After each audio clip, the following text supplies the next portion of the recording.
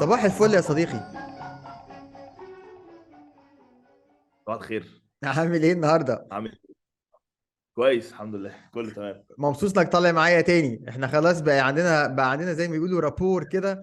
بنقعد ندردش في كل ما هو سينمائي براحتنا خالص، فمبسوط ان احنا ايه، جت فرصة نعملها تاني قدام الناس عشان تسمع الدردشات السينمائية بتاعتنا. بالظبط نعملها تاني مره هنا، بس عملناها مره في القاهره. بالظبط كده، قدام ثالث قدام مره. جمهور لايف، بالظبط كده أيوة. اه. اه اخبارك ايه؟ كله كويس؟ كويس الحمد لله كله كويس. تمام جدا. بص يا سيدي بقى، البودكاست انا في عندي كذا فورمات. في فورماتس بعملها ان انا مثلا بقول اعظم 7 افلام لمخرج معين او جانر معينه، بنقعد نتكلم وليستات وكده. وفي بودكاست بعملها ايه كده، فري رينج، اللي هو ده واحد داخل عنده شويه افكار معينه، بيتكلم مع واحد ايه، دماغنا زي بعض والكلام بيجيب بعضه. فالدردشه دي من النوع ده. حلو. حلو كده. احلى طيب، احلى. بالظبط. فانا فكرت ايه، عايزين نبتدي من فيلم انا وانت بنحبه جدا، لمخرج انا وانت بنحبه جدا، ونتكلم عن نقطه معينه يعني ظاهره قوي في الفيلم ده، وهو فيلم كابوريا لخيري بشاره. خيري بشاره انا عارف ان هو ايدول بالنسبه لك يعني، حتى لما رجعت اتفرج على افلامه مؤخرا لقيت في تقارب كبير بين ريش وبين كابوريا وبين يوم حلو ويوم مر. في حاجات كده في تكوين الكادرات اللي انت مش شايف جزء من الجسم، وفي حاجات كده معينة. قلت في لمبه كده ولعت، حسيت ان في انسبيريشن جايه من حتت الحصنه اللي في كابوريا والحصنه اللي عندك في ريش. في حاجات كده، تيمات كده، العبثيه اللي ساعات بتحصل من ولا حاجه كده، زي كنت اتفرج على يوم حلو ويوم مر. الست اللي هي المليانه شويه وجوزها اللي متعلق في الشباك، مشهد كده لوحده في نص الفيلم غرائبي كده. في حاجات كده قريبه قوي بحسها في فيلم كريش. بس تعالى نتكلم على كابوريا اكتر. الفيلم ده رائع، وانت كنت بتحكي لي انه كان لسه معروض في زاوية، وطلعت عملت كيو ان اي بعد كده مع خيري بشارة. ومن اكتر الحاجات اللي عجباني في الفيلم ده وفي خيري بشارة، ان انت تقريبا 5 دقايق في اي فيلم ليه بتعرف هو مين، بتعرف مين المخرج. ودي بصمة بتشوفها كتير قوي مع مخرجين اللي احنا بنحبهم، اللي هو له بصمة، له وجهة نظر معينة، له حاجة لو ما قالهاش، زي ما انت قلت قبل كده، الفيلم اللي هو الأوتور أو الفيلم الخاص ده، المخرج لو ما عملش الفيلم ده هيفرقع، هو لازم يعمل الفيلم ده لازم. فكلمني شوية عن كابوريا، من وجهة نظرك انت بالذات، لو في اي انسايتس حلوة من دردشتك مع خيري بشارة في الاسبوع اللي فات لما اتعرض في زاوية. تعالى نبتدي من كابوريا. ماشي. يعني هو اللي انا خلاني فجأة، يعني انا مثلا اللي خلاني فجأة اكتشف الحب. يعني انا شفت الفيلم زمان وانا صغير، لما يعني كان تقريبا لما نزل كان عندي مثلا 5 6 سنين. ما كنتش فاهم ان ده فيلم، كنت فاكر الحلاقة والاغنية بصراحة. مم. بعدين لما ابتديت ادرس سينما، في بدايه دراسه السينما انا كنت وما زلت بحب مخرجين تانيين. ما كانش خيري بشاره اصلا في الليسته في البدايه، يعني ما مم. كانش هو الشخص او الافلام اللي انا شايف انها دي افلام مبهره، او النوع ده من الافلام تحديدا، اللي هي افلام آم، تبدو وكانها نكت في البدايه. صح. يعني انا كنت بشوف كابوريا او حرب الفراوله وايس كريم في جليم، افلام بتيجي في العيد كده وانت بتتغدى. يعني ما مم. كنتش فاهم، ما كنتش شايف، لا ما كنتش فاهم، كنت صغير قوي وكنت شايف ان الافلام اللي هي فيها مجهود جبار جدا فنيا، ظاهر قوي، كومبليكيتد او معقد بصريا، او افلام فيها افكار على السطح معقده جدا، كنت بنبهر بيها اكتر، اقول دي سينما عميقة ادفع. بقى اه. وده حصل مع بدايه دراستي للسينما. انت بتدرس السينما يعني لما درست السينما في معهد السينما احتكيت بالسينما بقى مقعره جدا و... وكنت انبسط قوي لما الناس تقول ايه ده فيلم مش مفهوم انت فهمته، عارف يعني، اللي هو احنا كويسين بقى. صح. بعدين بقى لما اللي حصل انه الشيء بقى الغريب جدا انه مع الزمن والوقت، يعني حصل لي تجربة من احد الاسباب اللي خلتني احب خيري بشاره كان الفتره اللي انا كنت اشتغلت فتره وانا مساعد مخرج مع يسري نصر الله، اللي هو اكتر شخص دايما شايف حاجات. لما تتكلم معاه تحس انه شايف حاجات انت مش شايفها طول الوقت. يعني هو دايما لما امم. بيتكلم معاك، هو ممكن تتكلموا على نفس الفيلم بس هو دايما شايف حاجه بعيده جدا وذكيه جدا. امم. فمره زمان كنا بنتكلم في تصوير كده وبساله على المخرجين كتير، فاول واحد قال اسمه قال لي خيري بشاره. انا ما خدتوش بجديه. وبعدين مع الوقت لما كنت بتكلم معاه في افلام عموما، يسري تحديدا، كنت الاقيه يحب افلام بسيطه قوي، وانا بالنسبه لي ايه امم. الافلام؟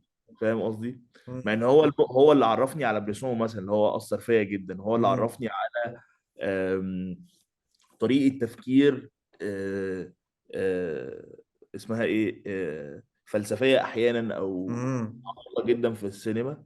بس في نفس الوقت كان بيحب افلام بسيطه جدا. يعني ايه، يقول لي انا بحب سمع هس جدا بتاع شريف عرفة. ايه ده؟ امم. ده فيلم خفيف قوي. تمام. فايه لما انا كان عندي وقتها 18 19 سنه، كنت صغير فعلا يعني، ما كنتش بعتبر نفسي انسان او كده. ف- فبعدين اللي حصل ان انا لما الحياه خدتني وودتني وابتديت اعمل، يعني ابتديت اعمل افلام قصيره. كنت لسه في حته اني عايز اعمل فيلم قصير عشان اتمنظر باني امم. بعرف اعمل فيلم، امم. سنه جوايا، او ان انا اثبت لنفسي او كده. بعدين يتحول الامر مع الزمن، خلاص بقى الزمن ياخدك ويوديك وتبدا تتورط في النجاحات او في اخفاقات او في التزامات لها علاقه امم. بشغلك، والاقي نفسي بعمل فيلم طويل بعد 12 سنه. يعني انا بدات سينما وانا عندي 18 سنه، يعني اخرجت اول فيلم طويل وانا عندي 32 سنه. امم. كويس. اللي هو ريف. وانا بعمل الفيلم، او انا قبل ما بعمل الفيلم ابتدت، قبلها مثلا بسنتين ابتدت بقى حياتي تتغير كده تدريجيا. فاكتشفت مخرج اللي هو كيروزماكي، اللي هو مخرج فنلندي، امم. اللي هي افلامه شويه شبه افلام خيري بشاره او صح. جزء من افلام خيري بشاره. مع ان فرق، يعني هو بيتهيألي بدأ بعديه، يعني هو بدأ بعديه امم. بشويه يعني. امم. عجبني قوي، قلت لقيت افلام فيها مزيكا وفيها ناس وفيها كوميديا وابتدى قلبي يروح لها باختصار. مع اني امم. على الجانب التاني انا جوايا حته هزليه وجوايا حته بتحب، يعني مثلا دي حقيقة، ايوه. دي شخصيتي، انا بحب سمير غانم حب ملوش حدود امم. وفاهم. يعني بقدر اتوقع قوي هو هيقول الكلمه هنا ازاي، من كتر ما انا بحبه وبحب كل تفصيله فيه وبحب يعني. عندي ولع بسمير غانم، شايفه ايدل برضو. امم. في نفس الوقت بحب الكوميديا وبحب محمد سعد جدا. محمد سعد بالنسبه لي ده يعني ده شيء. يعني مش بس الليمبي، انا مثلا بحب فيلم كتكوت جدا. الكتكوت ده امم. فيه حاجات بالنسبه لي بشوفها ما بزهقش. يعني الحته صح. بتاعت بيحششوا، اللي ايوه. هو اللي هو دي الحاجات دي فعلا بتضحكني جنولي يعني. صح. فلقيت انه طب ما فكفك بقى كانسان. امم. فابتديت ابص تاني وشفت، ابتديت افتكر ايه ده شبه كابوريا. ارجع ابص انبهر. صح. لقيت فيلم مش خفيف ابدا زي ما انا كنت متخيل. امم. مش مش فيلم مش فيلم ملوش معنى، مش فيلم عن ناس بتغني وتهزر. بالعكس هو فيلم امم. مليان طاقات آه، مؤلمة بالنسبة لي. يعني هو تحس ان الفيلم ده عامل زي ما يكون صريخ، بس صريخ مسكر، او صح. صريخ حلو دي. مغلف بالسعادة، او مغلف امم. يعني فيلم عن واحد بيحاول يعيش، وفيلم عن ناس الرأسمالية مجنناها، ومجتمع كده متفسخ، وناس داخلة في بعض، وفي نفس الوقت هم بياكلوا ويشربوا وبيغنوا ويرقصوا ويلعبوا رياضة. في طموح وفي حب، وفي امم. حب حقيقي. وبعدين بطل الفيلم ده هو كل الستات عايزاه، بس هو بيحب واحدة فما بيبص. فطول الفيلم بيقاوم أي إغواء وبيبوس حبيبته في آخر. صح. فيلم مليان. إيه دي حاجة تانية خالص. أنا بكلمك على الإحساس. امم. الليفل التاني السينما اللي في الفيلم، ان هو في سينما متحررة بقى تماما صح.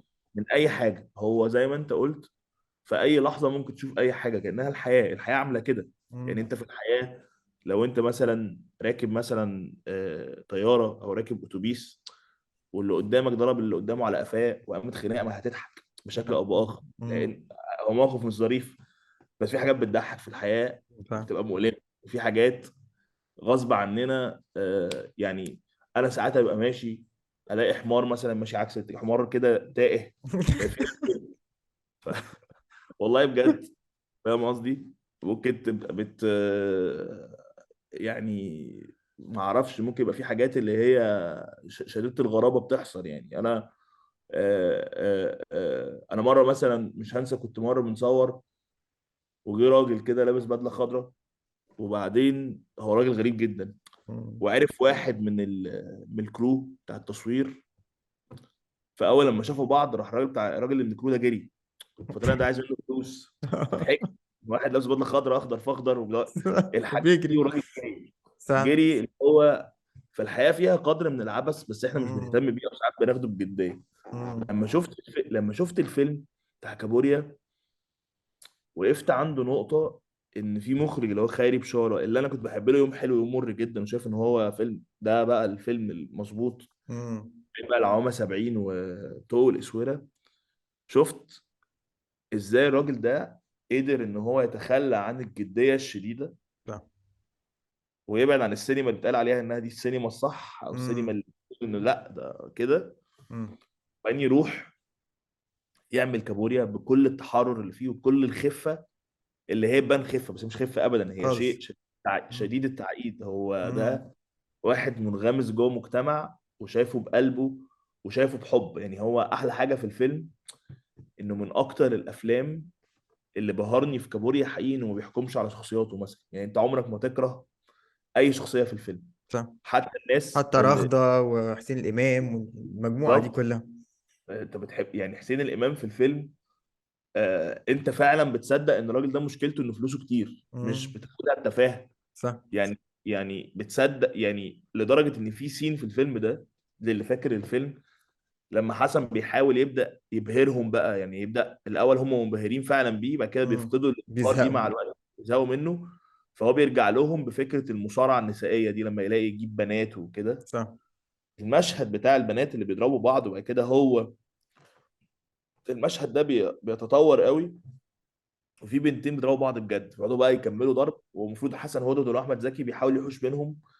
ففي وسط الضرب بيدخل حسين الامام وعايز يسخن يقول له موتها ومش عارف إيه. هو صح. بيضحك جدا، بيموت من الضحك، بس هو حزين جدا. صح. فتكتشف ان في منحنى اخر اصلا لنظره الحياه من السينما، ده اللي انا بهرني بقى بشكل شخصي. مم.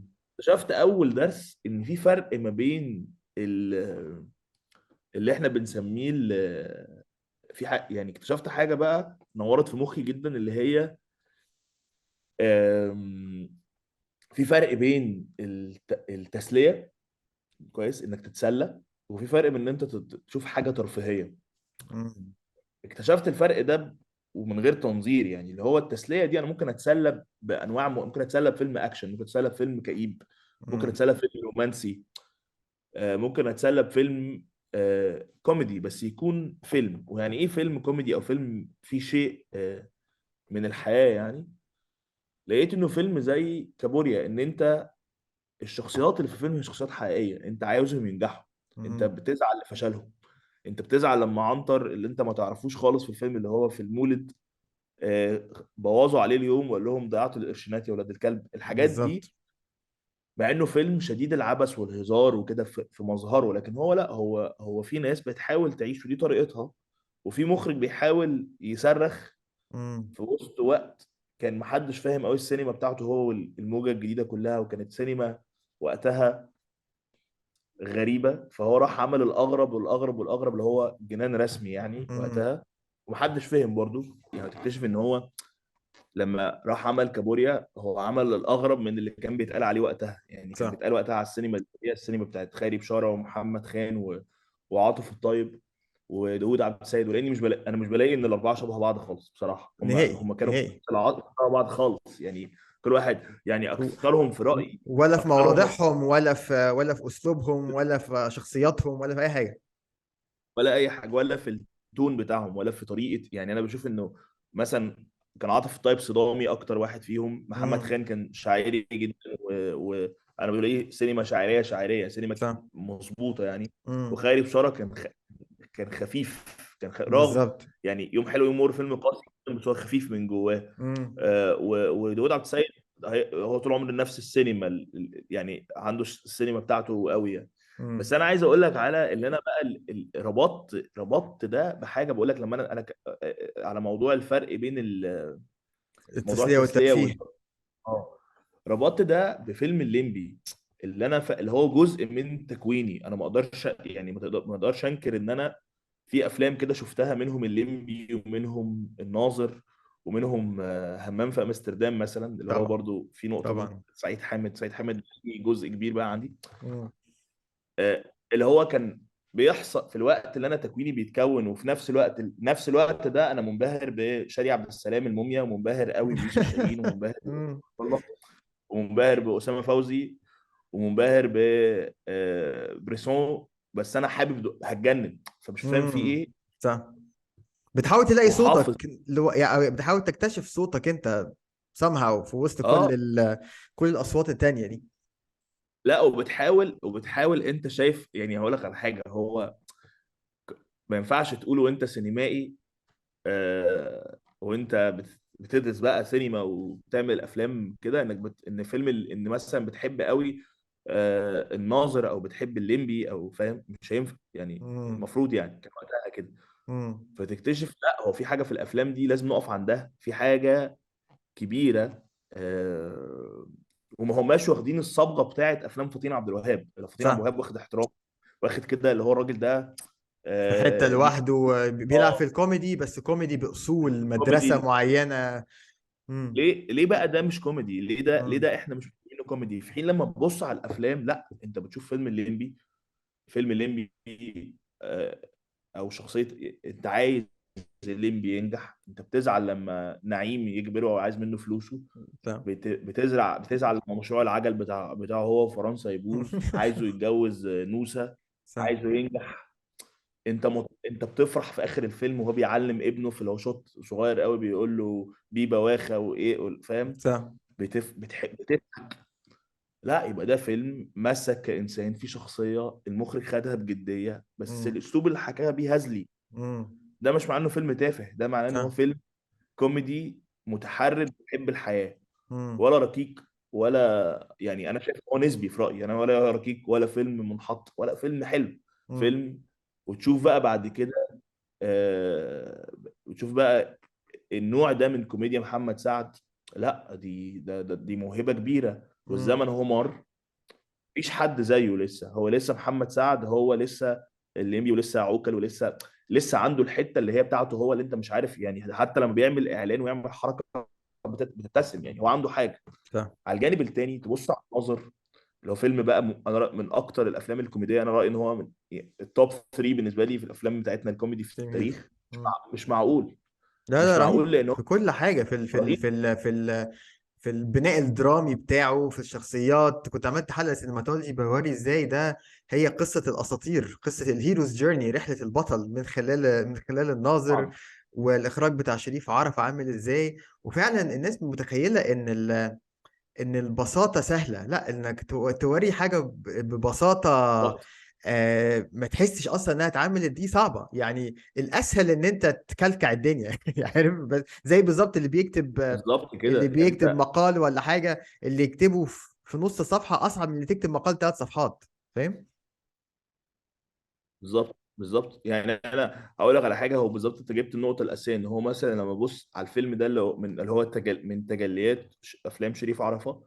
لا، ده مخرج كل ثانيه في الفيلم حاسبها يعني. مم. مثلا في مشاهد في الفيلم، يعني مثلا على سبيل المثال، هو اولا من اغرب الاشياء ان فيلم من اول ثانيه فيه، من اول التترات اللي هي التاريخيه لحد النهايه الفيلم بيضحك. صح. فاهم؟ صح. ده دي صعب، ده حقيقة. صعب جدا. مفيش صعب شوت، جدا. مفيش مشهد فعلا.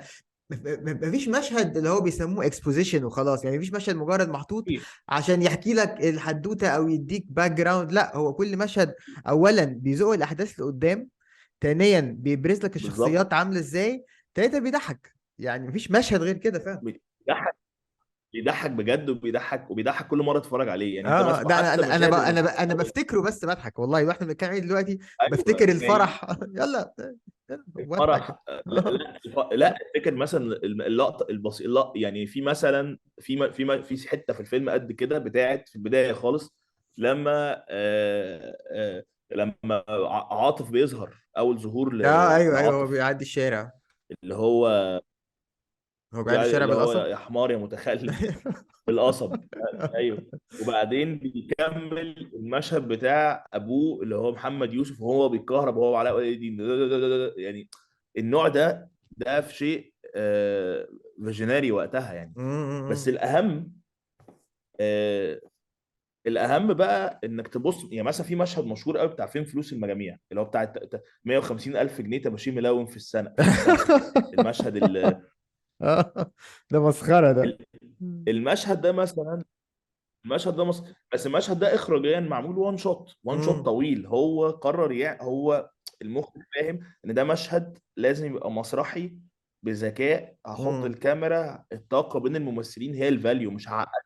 صح. لو رجعت بقى، يعني انا كنت مره يعني صادفت ان عندي علاقه كويسه قوي بشريف عرفه شخصيه يعني فبنتكلم في مره بساله على الفيلم، فقال لي انا كان في بالي وانا بعمل فيلم الناظر الانسه حنفي، كان مجنني.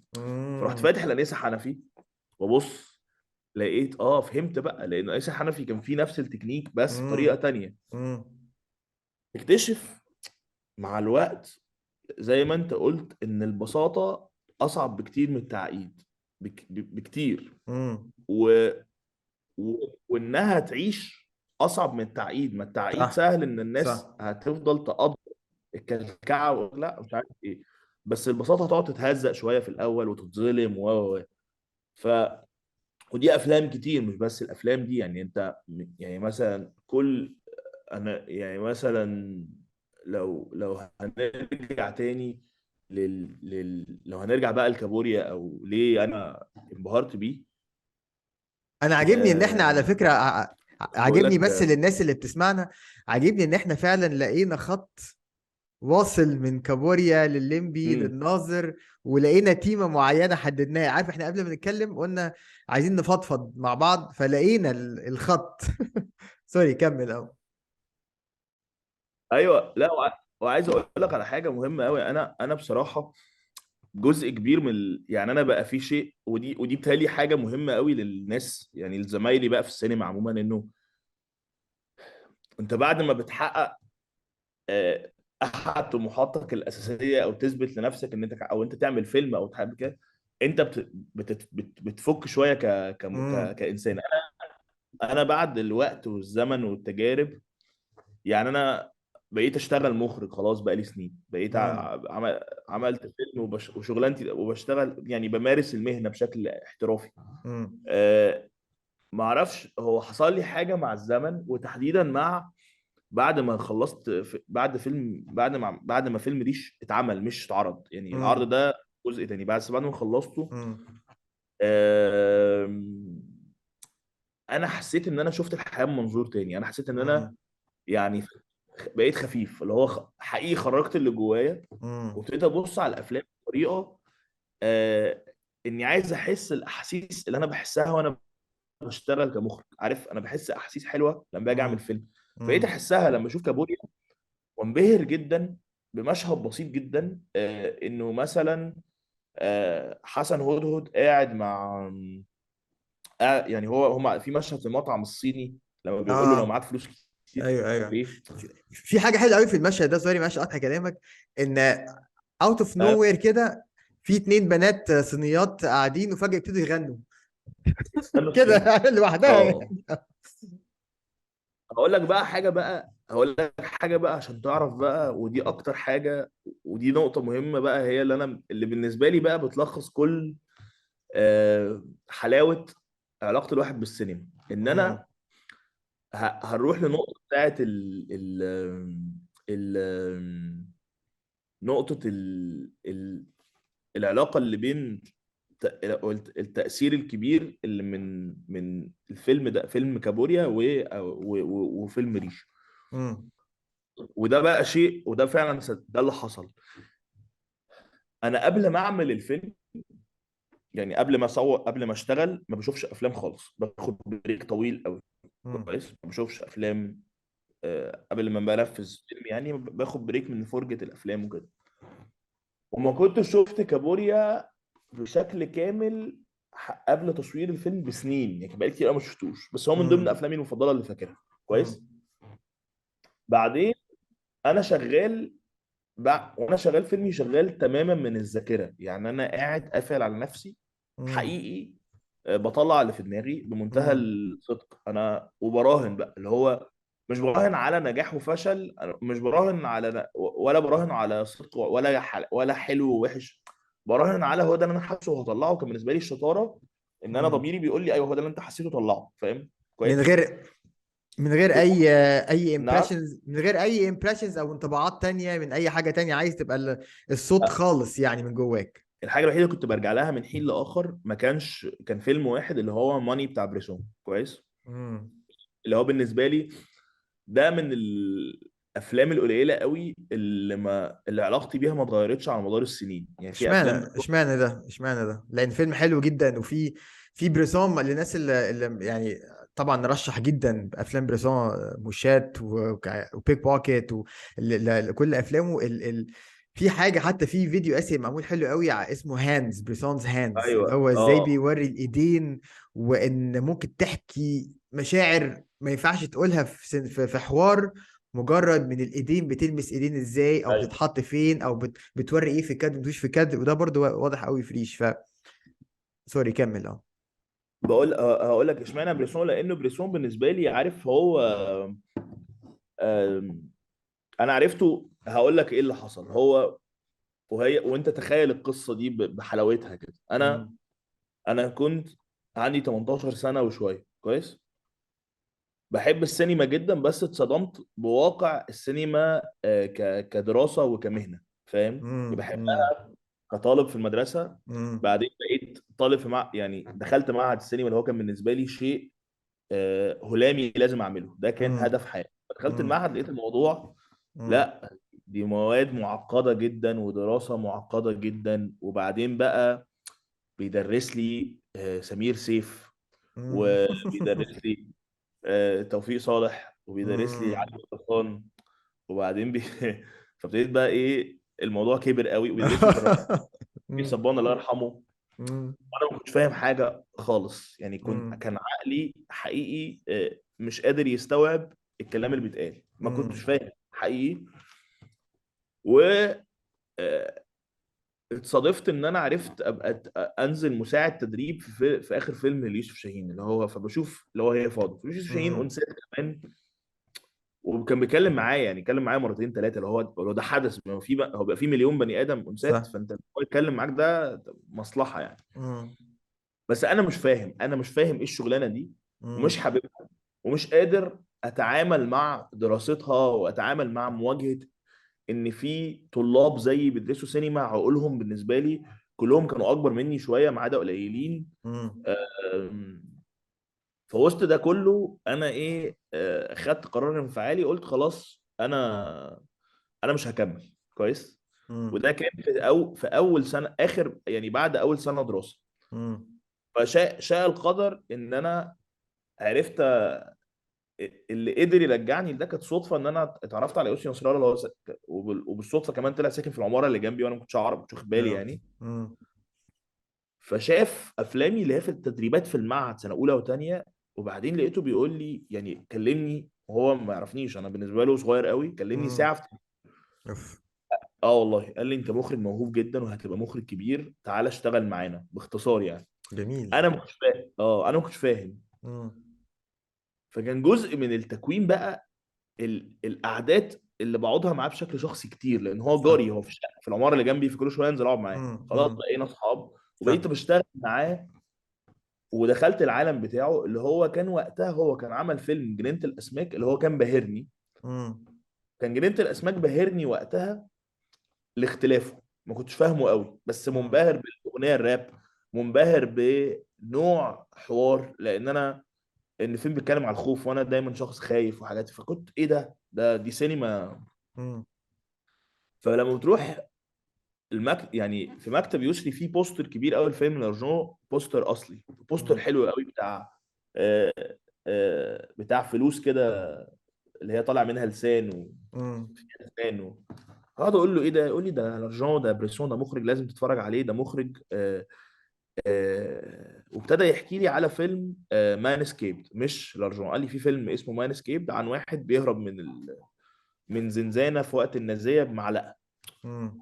قال لي ده فيلم عن ناس بتطير. قلت له ناس بتطير مم. ايه؟ فقعدت ده لقيت الفيلم، سرقته داونلود مش عارف ايه، اتفرجت ما فهمتش، لان كنت بحاول افهم، كنت بحاول مم. اقول بيقول ايه بقى يعني، على فاهم؟ فكرة دي نقطة مهمة قوي، ان ايوه الواحد لما يحاول يفهم، دي في افلام انت مش يعني ما هياش تحدي، ما هياش معمولة عشان تتحداك تفهمها ولا لا، انت بالظبط. معمولة علشان انت مجرد تستقبل، بس مجرد تستقبل، وبعد كده بقى اللي يخش بطريقته وتفهمه بطريقتك او whatever، بس مش اللي هو لك انا داخل تحدي بقى عشان احاول افهمه. ما هو اللي حصل بقى ان انا اللي حصل بقى ان انا ايه، اتصدمت بده. وكان في الوقت ده من ضمن اللي انا بعمله ان انا بقعد احكي عن افكار افلام نفسي اعملها، وكانت افلام مش مفهومه، بس انا مم. حاسس انها حلوه بس هي مش مفهومه. واقعد مم. احكي ليسري افكار كده صغيره ومش عارف ايه، ونتكلم في السينما. فانا جزء كبير من تكويني كان اللي فتح لي عالم تاني، كان ان الشخص اللي انا اللي خد كوني بقى، بايدك ده، اه. مم. خد بايدي. ده هو كوني تماما، كوني وانا متفرج على افلامه في مم. سن انا كنت ضعيف فيه. مم. يعني عارف، دي حاجه انا ما اقدرش انساها، ان انت وقت ضعفك ده الناس ساعات بتدوس عليك، وده كان صح. بيحصل بالذات صح. في عالم السينما دايما، عشان هو دايما يعني انا كومبetitive افتكر قوي جدا. يعني انا مم. افتكر كان في زملاء كانوا وقتها محققين نجاحات نسبيا في افلام تلاقيهم يعني تلاقي كسبوا جوائز مش عارف ايه، كانوا فيهم قدر من التعالي على الناس اللي زي اللي هم خايفين وبيقولوا ان هم خايفين. في حين مم. ان واحد زي يسري نصر الله، لا ده كان عمرك ما بتحس ان هو المخرج الكبير قوي، وان انت الشخص، هو ما ايوه حسنيش الاحساس كده. مم. هو كان في شيء من الصدق والحب كده موجود. والاهم ان هو فعلا من الناس اللي كانت بتشيل التراب كده من على مخي وانا صغير، فاهم قصدي؟ مم. صح. الاكبر من كده ان كان في حاجه. يعني انا وقتها ما كان وقتها كان ابويا مهاجر، فكنت مفتقد مم. دور ابوي شويه، او دور اللي هو اللي بينور لك الطريق او اللي بيطمنك. فكان هو صح. بيلعب الدور ده قوي، هو مم. وبعض اساتذتي في المعهد، وكان منهم دكتور سمير سيف الله يرحمه، اللي هو مم. برضو علمني كل حاجه. مم. بس وقتها العلاقه العمليه الشخصيه دي كان اساسها بريسون. يعني بريسون ده كان عامل زي، عارف لما وانت عارف الطفل لما تعلمه اول صح. اغنيه، صح. هو ده كان اول اول مفتاح كده، يعني ايه يفتح لك الوعي ده في حد ما. مم. بفهمه. يعني انا هو بالظبط قاعد يكلمني، قال لي بص بيحط لقطه على الايدين فيعمل كده فتفهم كده. وبعدين مم. هو لما بيخرج هو برضو متاثر بيه in a way، فلما بيخرج يقول لي بص ده بقى زي فيلم كذا، وده بقى انت واحنا انا عارف، فاكر واحنا. انت عارف التشبيه بيفكرني، عارف حجر رشيد الروزاتا ستون اللي هو كانت مكتوبة بكذا لغة اه ومن طبعا. خلالها الناس فهمت اللغة الهيروغليفية.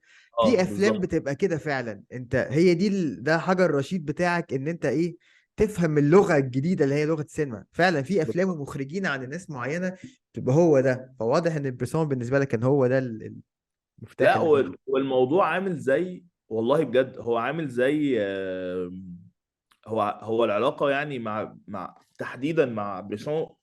يعني في كده ناس لما بتقال اساميهم في حاجه بحسها في قلبي كده، قلبي بيدق منهم. بريسون بجد امم. هو عامل امم. بالنسبه لي زي هو بدايه الايمان بهذا الشيء. يعني امم. هو غير لي علاقتي بالسينما. امم. وبعدين بس انا ما كنتش فاهمه. يعني انا منبهر بس مش فاهم، انا الراجل ده حلو بس انا مش فاهمه. عارف زي ما امم. تسمع مزيكا كلاسيكيه لاول مره تعجبك، بس انت مش عارف هي المفروض تسمعها ازاي، فاهم؟ صح. لانها مش زي الاغاني، بس انت امم. دلوقتي. فاللي حصل مع بريسون كانت حاجه كده اتحقنت جوه مخي وجوه احساسي. وطبعا كان جزء منها طبعا ان انا في شخص زي يسري عمال ياخد بايدي كده يقول لي بص كذا بص كذا. المهم مع الوقت بقى والاحتكاك بخبرات مختلفة وتغيير السن وتغيير الفرجة والخبرات وكده، آه، هو ال- اللي حصل بقى ان انا لما جيت اعمل فيلم ريش كنت وصلت لاقصى درجات التحرر من اي محاولات لاي شيء. يعني امم. انا مغ... قررت ان انا هبقى نفسي جدا، هبقى يعني مش هبقى، انا وصلت لمرحله والله بجد انا ما كانش عندي اي حاجه جوه دماغي غير ان انا عايز اعبر عن اللي انا حاسه. فاهم امم. قصدي؟ امم. واللي انا حاسه باختصار كان انا شايف شيء ومتاكد ان انا الوحيد اللي شايفه، محدش غيري شايفه، وهحطه في فيلم. صح. ومش بتكلم على فكره، ومش بتكلم على موضوع، انا بتكلم على مشاهد سينما. فاهم امم. قصدي؟ انا مش امم. انا مش انا مش شغلتي افكار، انا مش شغلتي ان انا بالظبط. اقول رايي، انا شغلتي ان انا اخلق اعمل الفن ده. فاهم؟ امم. فانا جات لي كده لحظه من الثقه الشديده، اللي هي ثقه ورشيده جدا، اللي هو لا، هو ده ضميري، هو انا شايف شايف فيلم عامل كده، وده شيء انا عايز اعمله عشان اعمل اللي برسوم قاله، اللي هو هقولها بالعربي، حاول لما تعمل فيلم تبقى انت الوحيد اللي ممكن تعمله. هو ده اللي انا وصلت بالظبط. له. بالظبط. فاهم قصدي؟ النقطة دي مهمة فبعدين قوي يا عمر، سوري جو on، بس عايز ارجع اه للنقطة دي، كمل اه. فبعدين وانا بعمل الفيلم انا حقيقي كنت واخد قرارات كلها مش عكس المنطق، بس هي والله ده اللي انا قادر اعمله. وكنت بص بالعربي كده مش جرأة زيادة، بس كنت اللي هو ايه عارف من جوايا ان عملت جايب اخري، خلاص هو ده امم. اخري كإنسان، ده الفيلم. امم. ومش منتظر اي شيء، لدرجة ان انا كنت لانه اي فيلم بيحصل فيه مشاكل، بيحصل فيه اخفاقات. في عز اخفاقات الفيلم كنت انا اول شخص بعمل قرارات آه، غير متوقعه. يعني لما الفيلم مثلا يعني مثلا واحنا بنصور مثلا يحصل مشكله، فانا اول واحد يقول اوكي في مشكله كبيره، وانا اول واحد بواجهها. المشكله دي امم. ممكن تكون ان انا اطلب من البروديوسر يلا نوقف الفيلم عشان انا عايز ازود اسابيع، عايز ازود اسبوع تصوير. امم. فاهم؟ دي قرارات ما بتتخذش صح. لو انت خايف تقول لا انا هسمع الكلام فانا كنت في حته اللي هو كانه فيلمي السبعين، عارف اللي امم. هو مش امم. فارقه معايا خالص. صح. والقرارات دي كملت، يعني كملت لما جينا نقدم الفيلم المهرجان، كان وجالنا كومنتس على مده الفيلم ومش عارف ايه، ما سمعتهاش. امم. وما سمعتهاش، وهي كومنتس من شخص ما ينفعش ما تسمعوش. فاهم؟ امم. جوه بوليتكس التوزيع والمش عارف. المهرجان وال اه مم. اه اللي هو قلت لهم يا جماعه والله ده الفيلم انا مش عامله، انا مش بعمل افلام لحد غيري، انا بعمل اللي امم. انا عايزه. صح. وفي اوبشن رفض الفيلم، ده اوبشن برضو الحياه فيها، يعني انا مش لازم امم. الفيلم. وفي الاخر الفيلم اتاخد زي ما هو. فاهم قصدي؟ صح. فانا بصراحه اللي حصل لي في بروسيس الفيلم كانت كلها اني شغال من الذاكره والمخزون. وبعدين بعد وقت لما انا هديت وابتديت خلاص الفيلم خلص والصوت خلص وكده، وبعدين بقى في اللي هو من اصعب المراحل في رايي في الافلام، آه اللي هو وقت عرض الفيلم او قبل عرض الفيلم. امم. كويس. آه ف وهنا بقى هقول لك ايه دور خيري، ايه بقى اللي عمل اللفه بتاعت كابوريا وكل بقى امم. وكده. فاللي حصل ان انا قاعد في باريس، بنقفل الصوت وكده. وبعدين انا بتعب قوي من السفر، ما بحبش باريس قوي، بس انا قاعد بقالي 6 5 شهور بقى لوحدي. امم. ف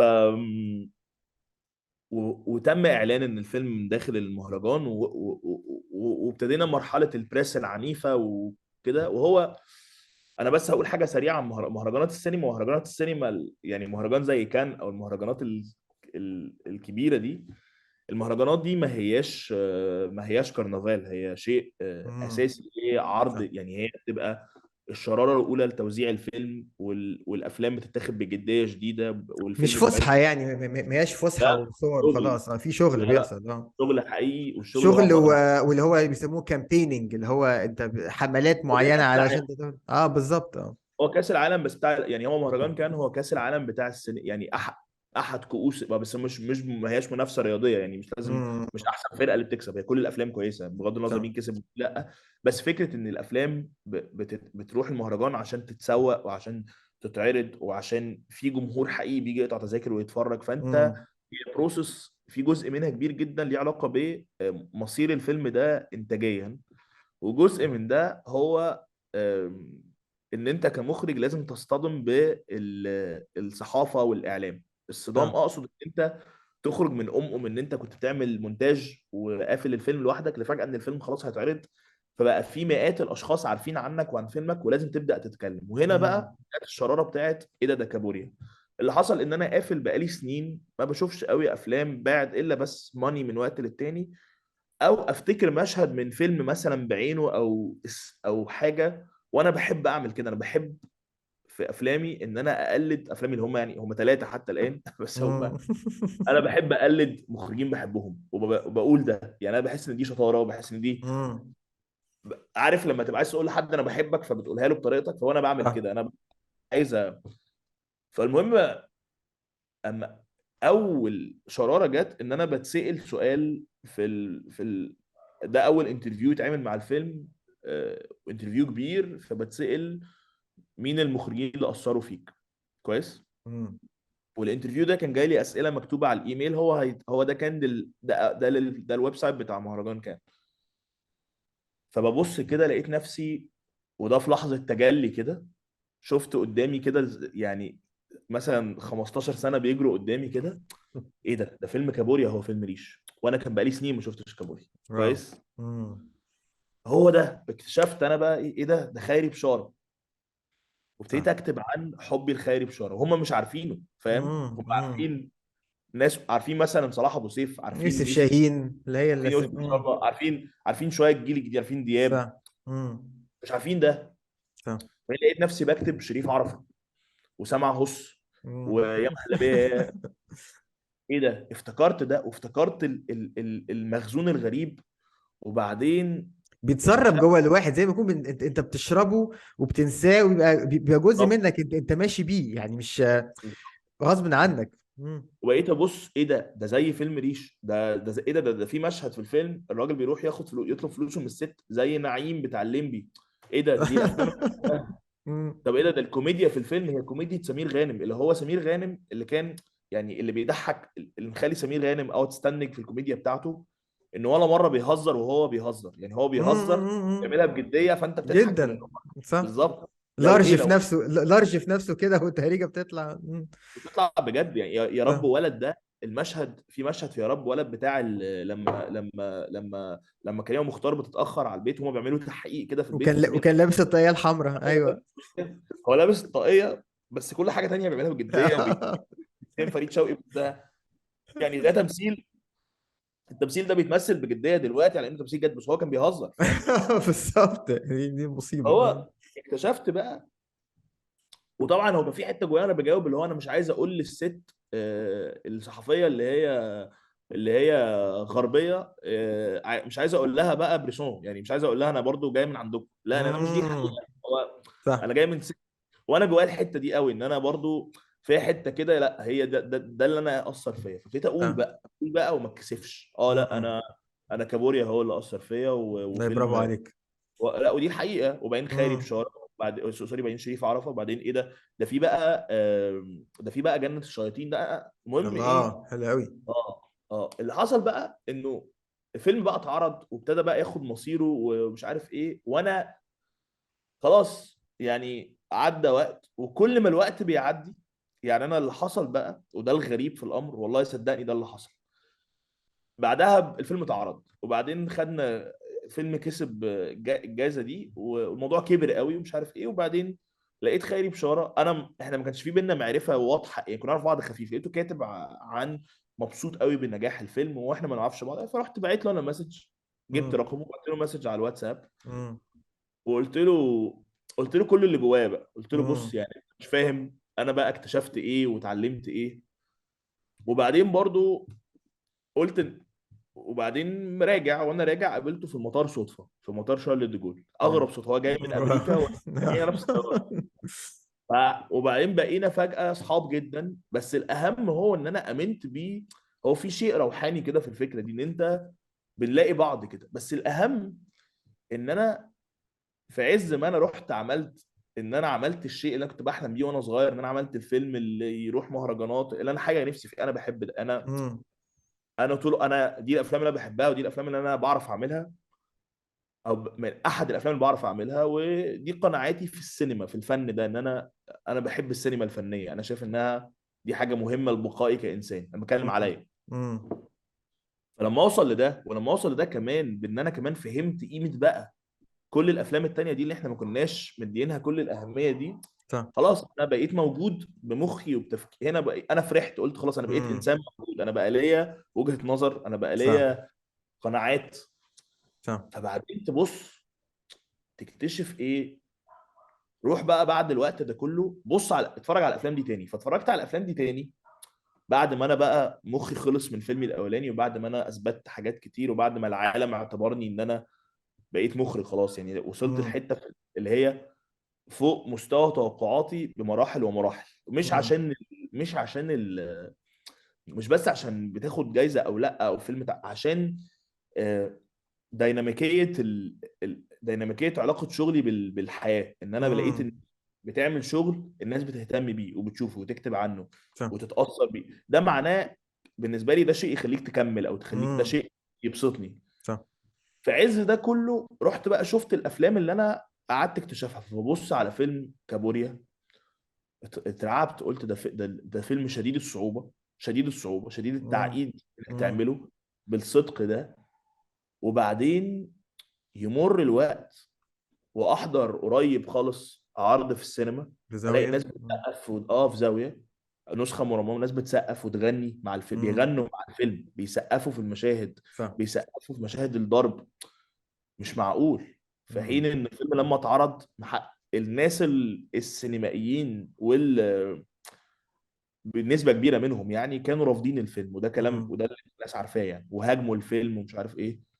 بس الجمهور حبه عشان الشيء الشعبي اللي فيه. بس صح. دلوقتي بص عليه بقى كنسخه فنيه او كفيلم فني، لا ده فيلم كبير. وبعدين تبص، وبعدين يشاء القدر ومن حظي الكبير ان هو خيري بشاره اختارني ان انا ابقى معاه في الكيو ان اي. فانا رحت كيو ان اي، اول حاجه قلتها ان انا الراجل ده اندر ريتد جدا ومحدش فاهم اللي في مخه، بس هو متطور قوي عن المتوقع. ورحت عبرت عن حبي الشديد للفيلم. وهو ابتدى يتكلم بصدق على ان هو لما عمل الفيلم كان مشحون بطاقات من التمرد وطاقات من الغضب، وطلعها في امم. الفيلم. لما تشوف الفيلم هتلاقي فيه فعلا ده، يعني حتى في امم. الاغاني.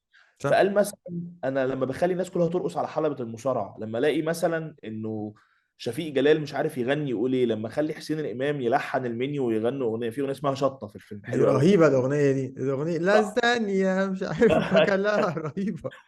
ايوه التحرر ده انا طبعا اثرني.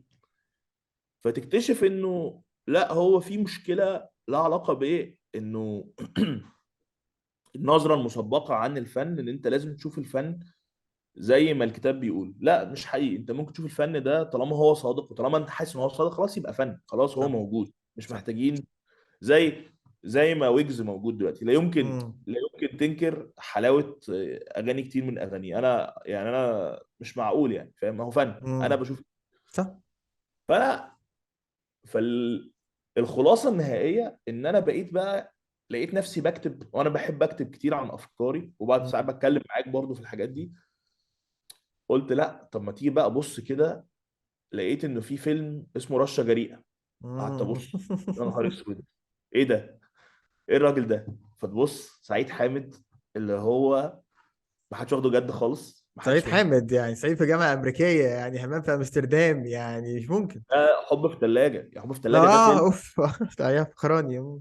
بص بقى، رحت قاعد وانا بيشاركني بيشاركني في حب سعيد حامد اقرب اصدقائي، يعني اللي هو يعني احمد عماد ده اقرب اصدقائي. هو مخرج، وهو كمان هو كان المساعد المخرج الاول. هو دايما مساعد مخرج اول معايا، بيشتغل مع مخرجين كبار جدا، مع مروان امم. حامد ومصطفى عرفة كان امم. معانا كان معايا في الفيلم، وهو على طول معايا في كل شغل. احنا اصدقاء قريبين. هو موهوب جدا، ومن اكتر الناس اللي بتشوف الافلام المصري كويس. فاحمد انا عايزين ندردش معاه ده بقى، عايزين انا عايز نستضيفه. ده مم. هايل اتعرف عليه يعني. مم. فاحمد انا واحمد بنصور دايما، بنصور احنا كتير اعلانات وبنشتغل، فاحنا فمصطلح عندنا سلانج انا وهو بس اللي فاهمينه. فبقول له، جه مره بيقول كنا بنتصور كده في الصيف، بيقول لي ايه رايك في الشوط؟ تمام. فقلت له جود مان.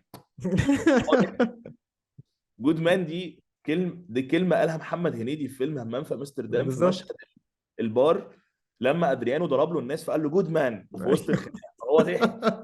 ايوه. احنا حافظين. وبعدين مثلا احنا حافظين او سيما سلامات يا سيما، او فانت حافظ الافلام، انت حافظ افلام وانت مش فاهم ده مين. مم. بص بقى على سعيد حامد. فوقفت عند سعيد حامد شويه ابص، ايه ده؟ حب في الثلاجه، يا نهار اسود على الفيلم ده، اللي هو ماهر عواد عاملينه. مم. وشريف عرفة مثل في الفيلم كمان. مم. اصحاب جدا. تكتشف ان حب في الثلاجه، بعدين صعيدي في الجامعه الامريكيه، همام في امستردام اللي بقى فيلم هايل، مم. بعدين رشه جريئه، على جنب يا اسطى، مم. طباخ الرئيس. مم. افلام كلها. صح. لا وعندك بقى، وعندك جاءنا البيان التالي اللي هو فيلم دمه خفيف جدا. بعدين تبص، انا ابص على رشه جريئه ده وابص على همام تحديدا وصعيدي في الجامعه الامريكيه، تلاقي مثلا في فيلم همام في مشهد مؤثر جدا. انا فاكر انه في مره من المرات لما شفت الفيلم عيطت في المشهد ده بصوت بشكل انساني. المشهد لما بيكلم امه وهو في كنت وهو في لسه الشقه. هقولها، كنت لسه هقولها، وبياخد التليفون وبيخش الأوضة بعيد عن أصحابه، والمزيكا ايوه. والمزيكا تقوم داخلة، مشهد وبيطمنها، بيقول جبار. أنا كويس، بعدين بيقول أنا تعبان يا تعبان ياما، ادعي لي ياما. أنا برضو على فكرة نفس الكلام فعلا. ودي لما زي ما أنت قلت الإيه، المشهد السينمائي، اللحظة ايوه السينمائية اللي هي مش مجرد قصة أدبية أو مزيكا تسمعها أو مسرح. ده كل العوامل دي اجتمعت مع بعض عشان تخلق لك المشهد السينمائي اللي مفيش فن تاني يقدر يعبر عنه غير بالفورمات ده.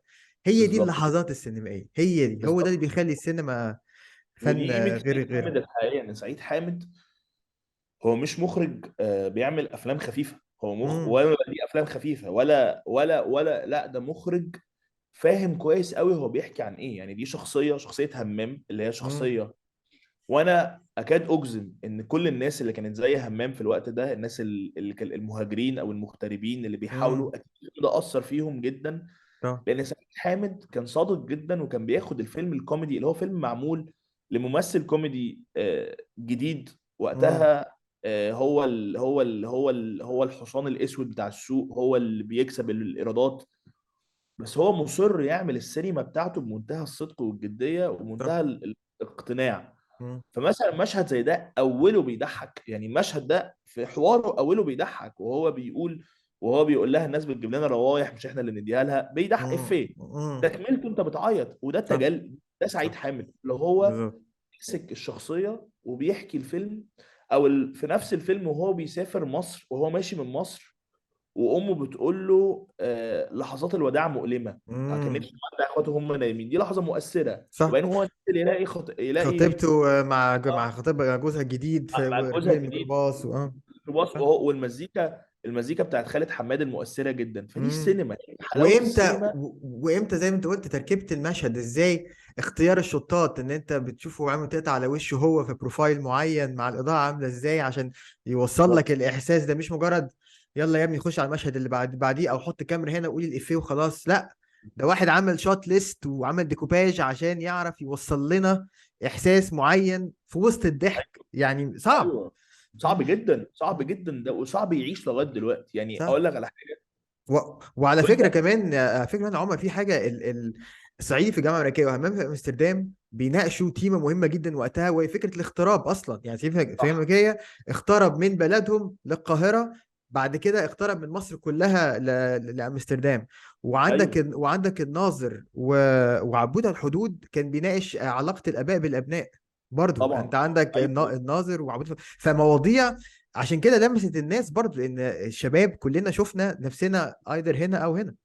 ايوه طبعا. وفي حاجه مهمه قوي كمان، ان هو وده الغريب في الفيلم، ان انت مثلا في الناظر، لو هنرجع للناظر أو اللي هو برضو في شيء برضو مميز قوي في شخصيه صلاح اللي هو بطل الفيلم اللي عملها علاء ولي الدين، انها هو ما كانش كرتوني. دي حاجه مم، مهمه قوي. مم، مم، انت علاء ولي الدين ما كانش بيضحك عشان شكله.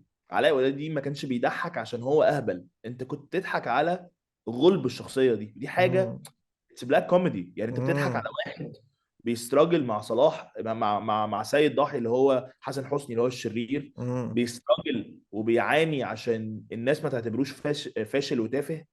بيعاني من مخاوفه، بيعاني من احكام يعني لا فيلم من امه، من سطوة امه وسطوة بغض. ابوه. مم. بالظبط كده. فهو فيلم لا دي حاجه لازم نبص لها بصه تانية خالص. انا بقى اللي انا شفته كمخرج لما بصيت بقى على التجربه دي وتجربه سعيد حامد وتجربه مع الوقت لقيت نفسي آه هو الافلام دي والافلام بقى بتاع بريسون وكده وكونت انا مين.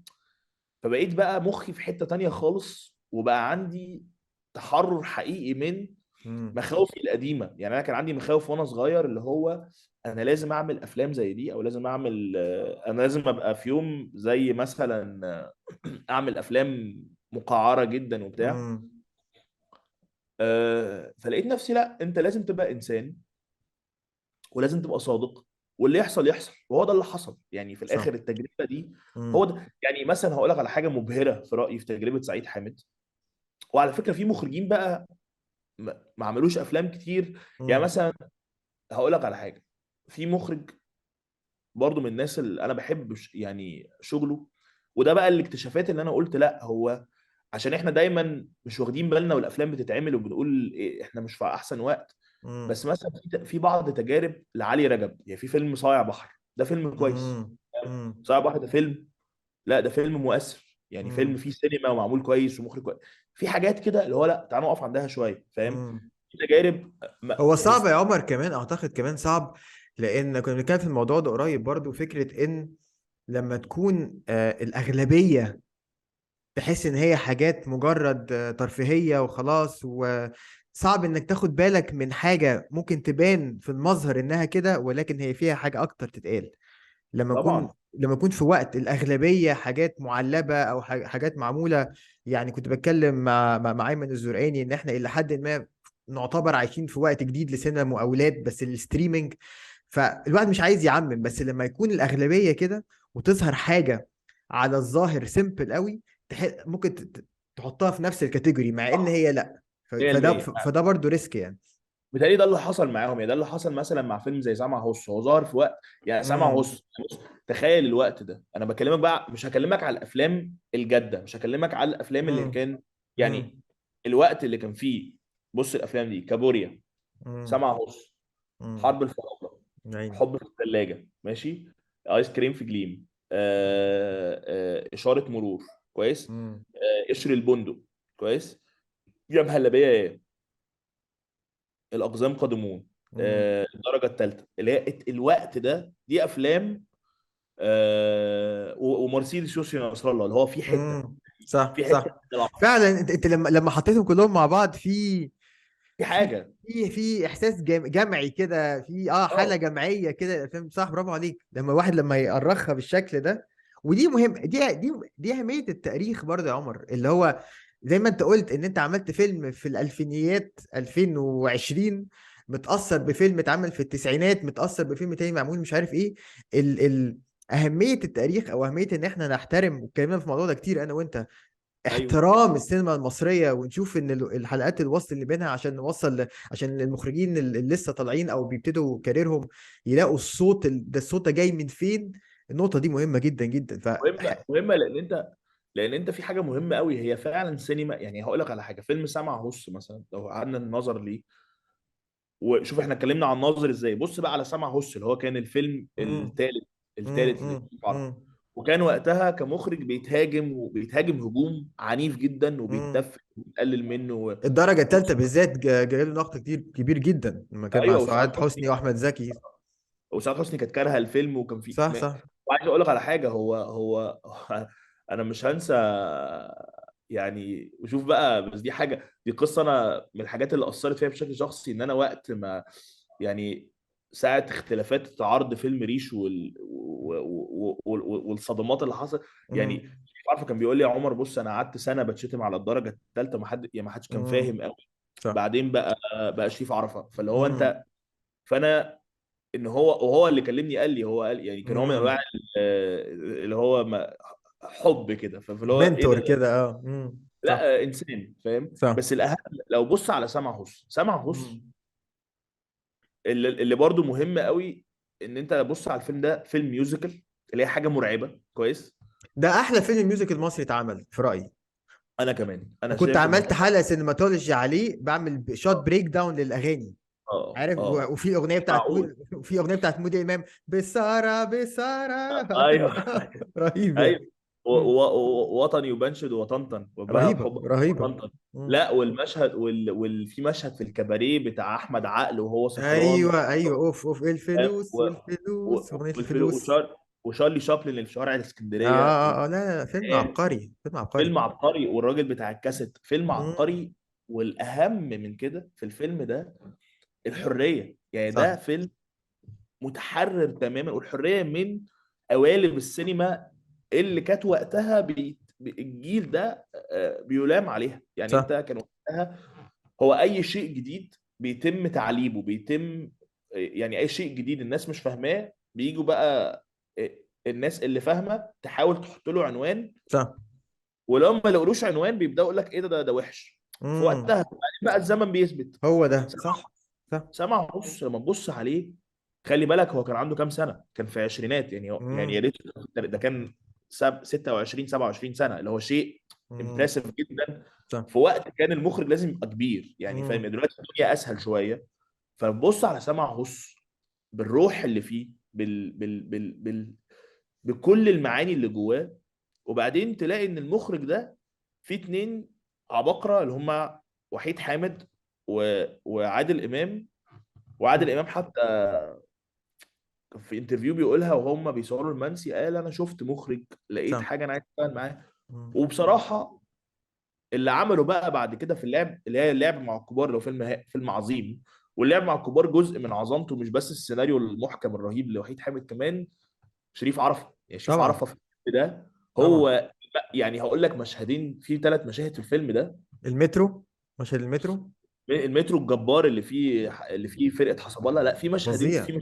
في مشاهد تانية بسيطة. بس هي دي بقى المخرج اللي هو كان وقتها وما زال متطور جدا. اللي هو ايه؟ المشهد بتاع في بداية الفيلم لما بيروح يحضر اول فرح ويروح ياكل، ايوه وفي طابور على الديك الرومي. ايوه ايوه. دي حاجه ده شريف صح. عرفة. صح. المشهد بتاع خناقته مع عايدة رياض في الكافيه، اللي هو مع اه، اللقطتين اللي هو بتاع شليتوا انت بعض في حته الاخر. فارس يا بنت الكلب، اللي هو مشهد صح. اللي هم بيضربوا بعض الاثنين. يعني يقرر مم. انه يخلي يخلي عايدة رياض تضربه هو الضرب ده، وبعدين مش عارف ايه. والمشهد بتاع لما بيطلع فوق العربيه المرسيدس بتاعت خطيبته الله، وبيرقص فلامينكو، ده بيرقص ويرقص. فلامينكو. ايوه مش معقول. وايده مش عارف ايه، ايوه فعلا انت. ودي يعني، لا، رهيب رهيب رهيب رهيب رهيب. رهيب رهيب رهيب وبعدين بقى فهو انت تقف قدام ده وتعيد النظر ليه. لا دي مش حاجه عاديه كده. لا يعني لا. ده مش حاجه جايه اعتباطا، ولا ده مش مخرج ده موهوب جدا. مخرج كبير جدا ومخرج. تبص على سعيد حامد اللي قرر في الوقت ده يعمل حب في الثلاجه، والفيلم ده مم. اتبهدل بهدله سوداء. يعني الفيلم ده ما حدش مم. فاهم. مم. الراجل لابس فرخه يحيى الفخراني وبيرقصوا بس فيلم ميوزيكال فيه اغاني، فيه اغاني صح. مبهره. مم.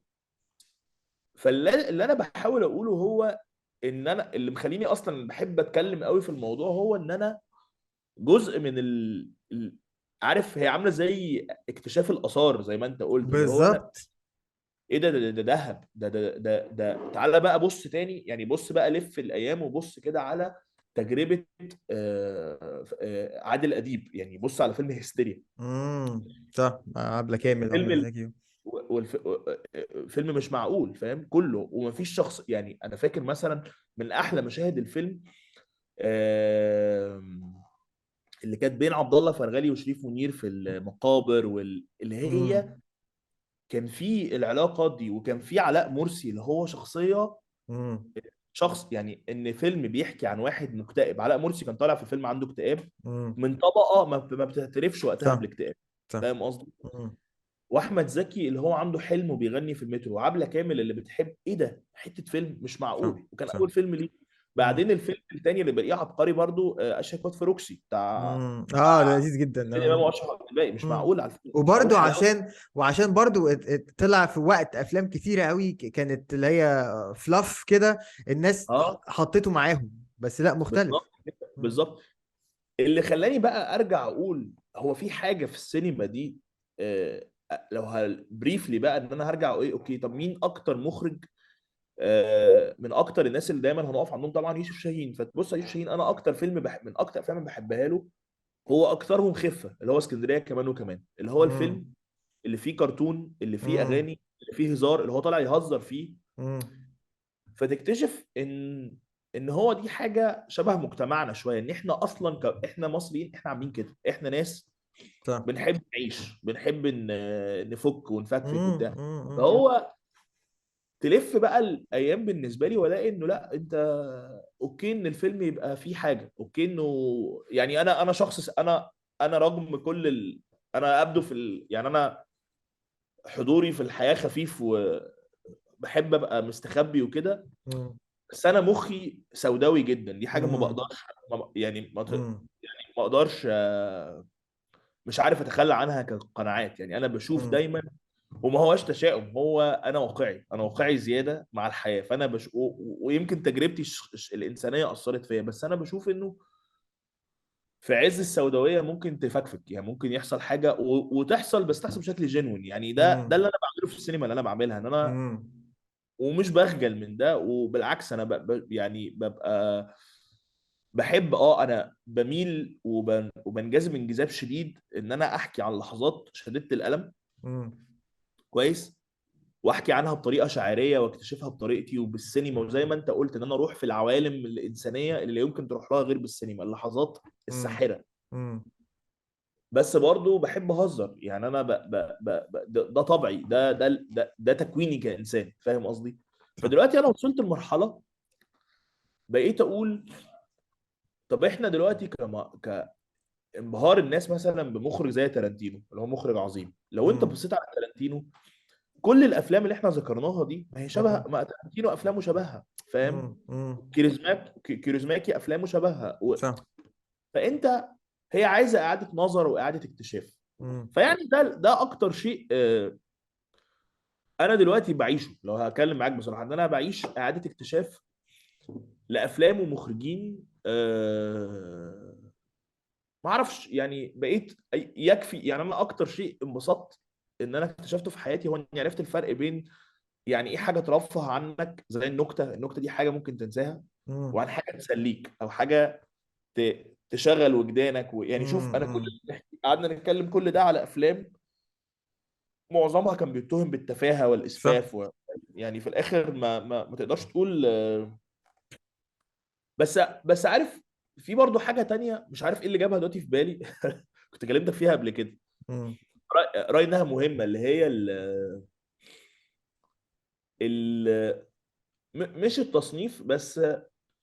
انا بشوف مثلا ان الافلام دي كلها لو اللي احنا ذكرناها هي افلام يعني مثلا افلام لو قلنا كابوريا، لو هنرجع لكابوريا تاني، انا بشوف ان هو ده فيلم اندبندنت بس بطريقته مم. وقتها. مم. يعني هو صح. ما كانش حد فاهم، بس ده فيلم ارت هاوس اندبندنت بس بلغه عصره، باسلوب عصره بأبطال عصر وفنانين عصر وبكل الكلام. بالظبط. أم، بس على بس ما فكرة يجي برضو، يعني على فكرة حاجة يعني لمسة على كابوريا وخيري بشارة والاندبندنت ستايل بتاعه. لو اخدت ده واسمه ايه حرب الفراولة وايس كريم في جليم، في عنصر مشترك فيهم برضو، فكرة اللي هو الشخص العادي، احمد زكي او عمرو دياب او محمود حميدة، مع الشخص اللي هو الفلوس عنده ولا حاجة، ايوه صح. اللي هو كان اسمه ايه ده، كان حسين سامي العدل. الامام في الفيلمين اه وسامي العدل.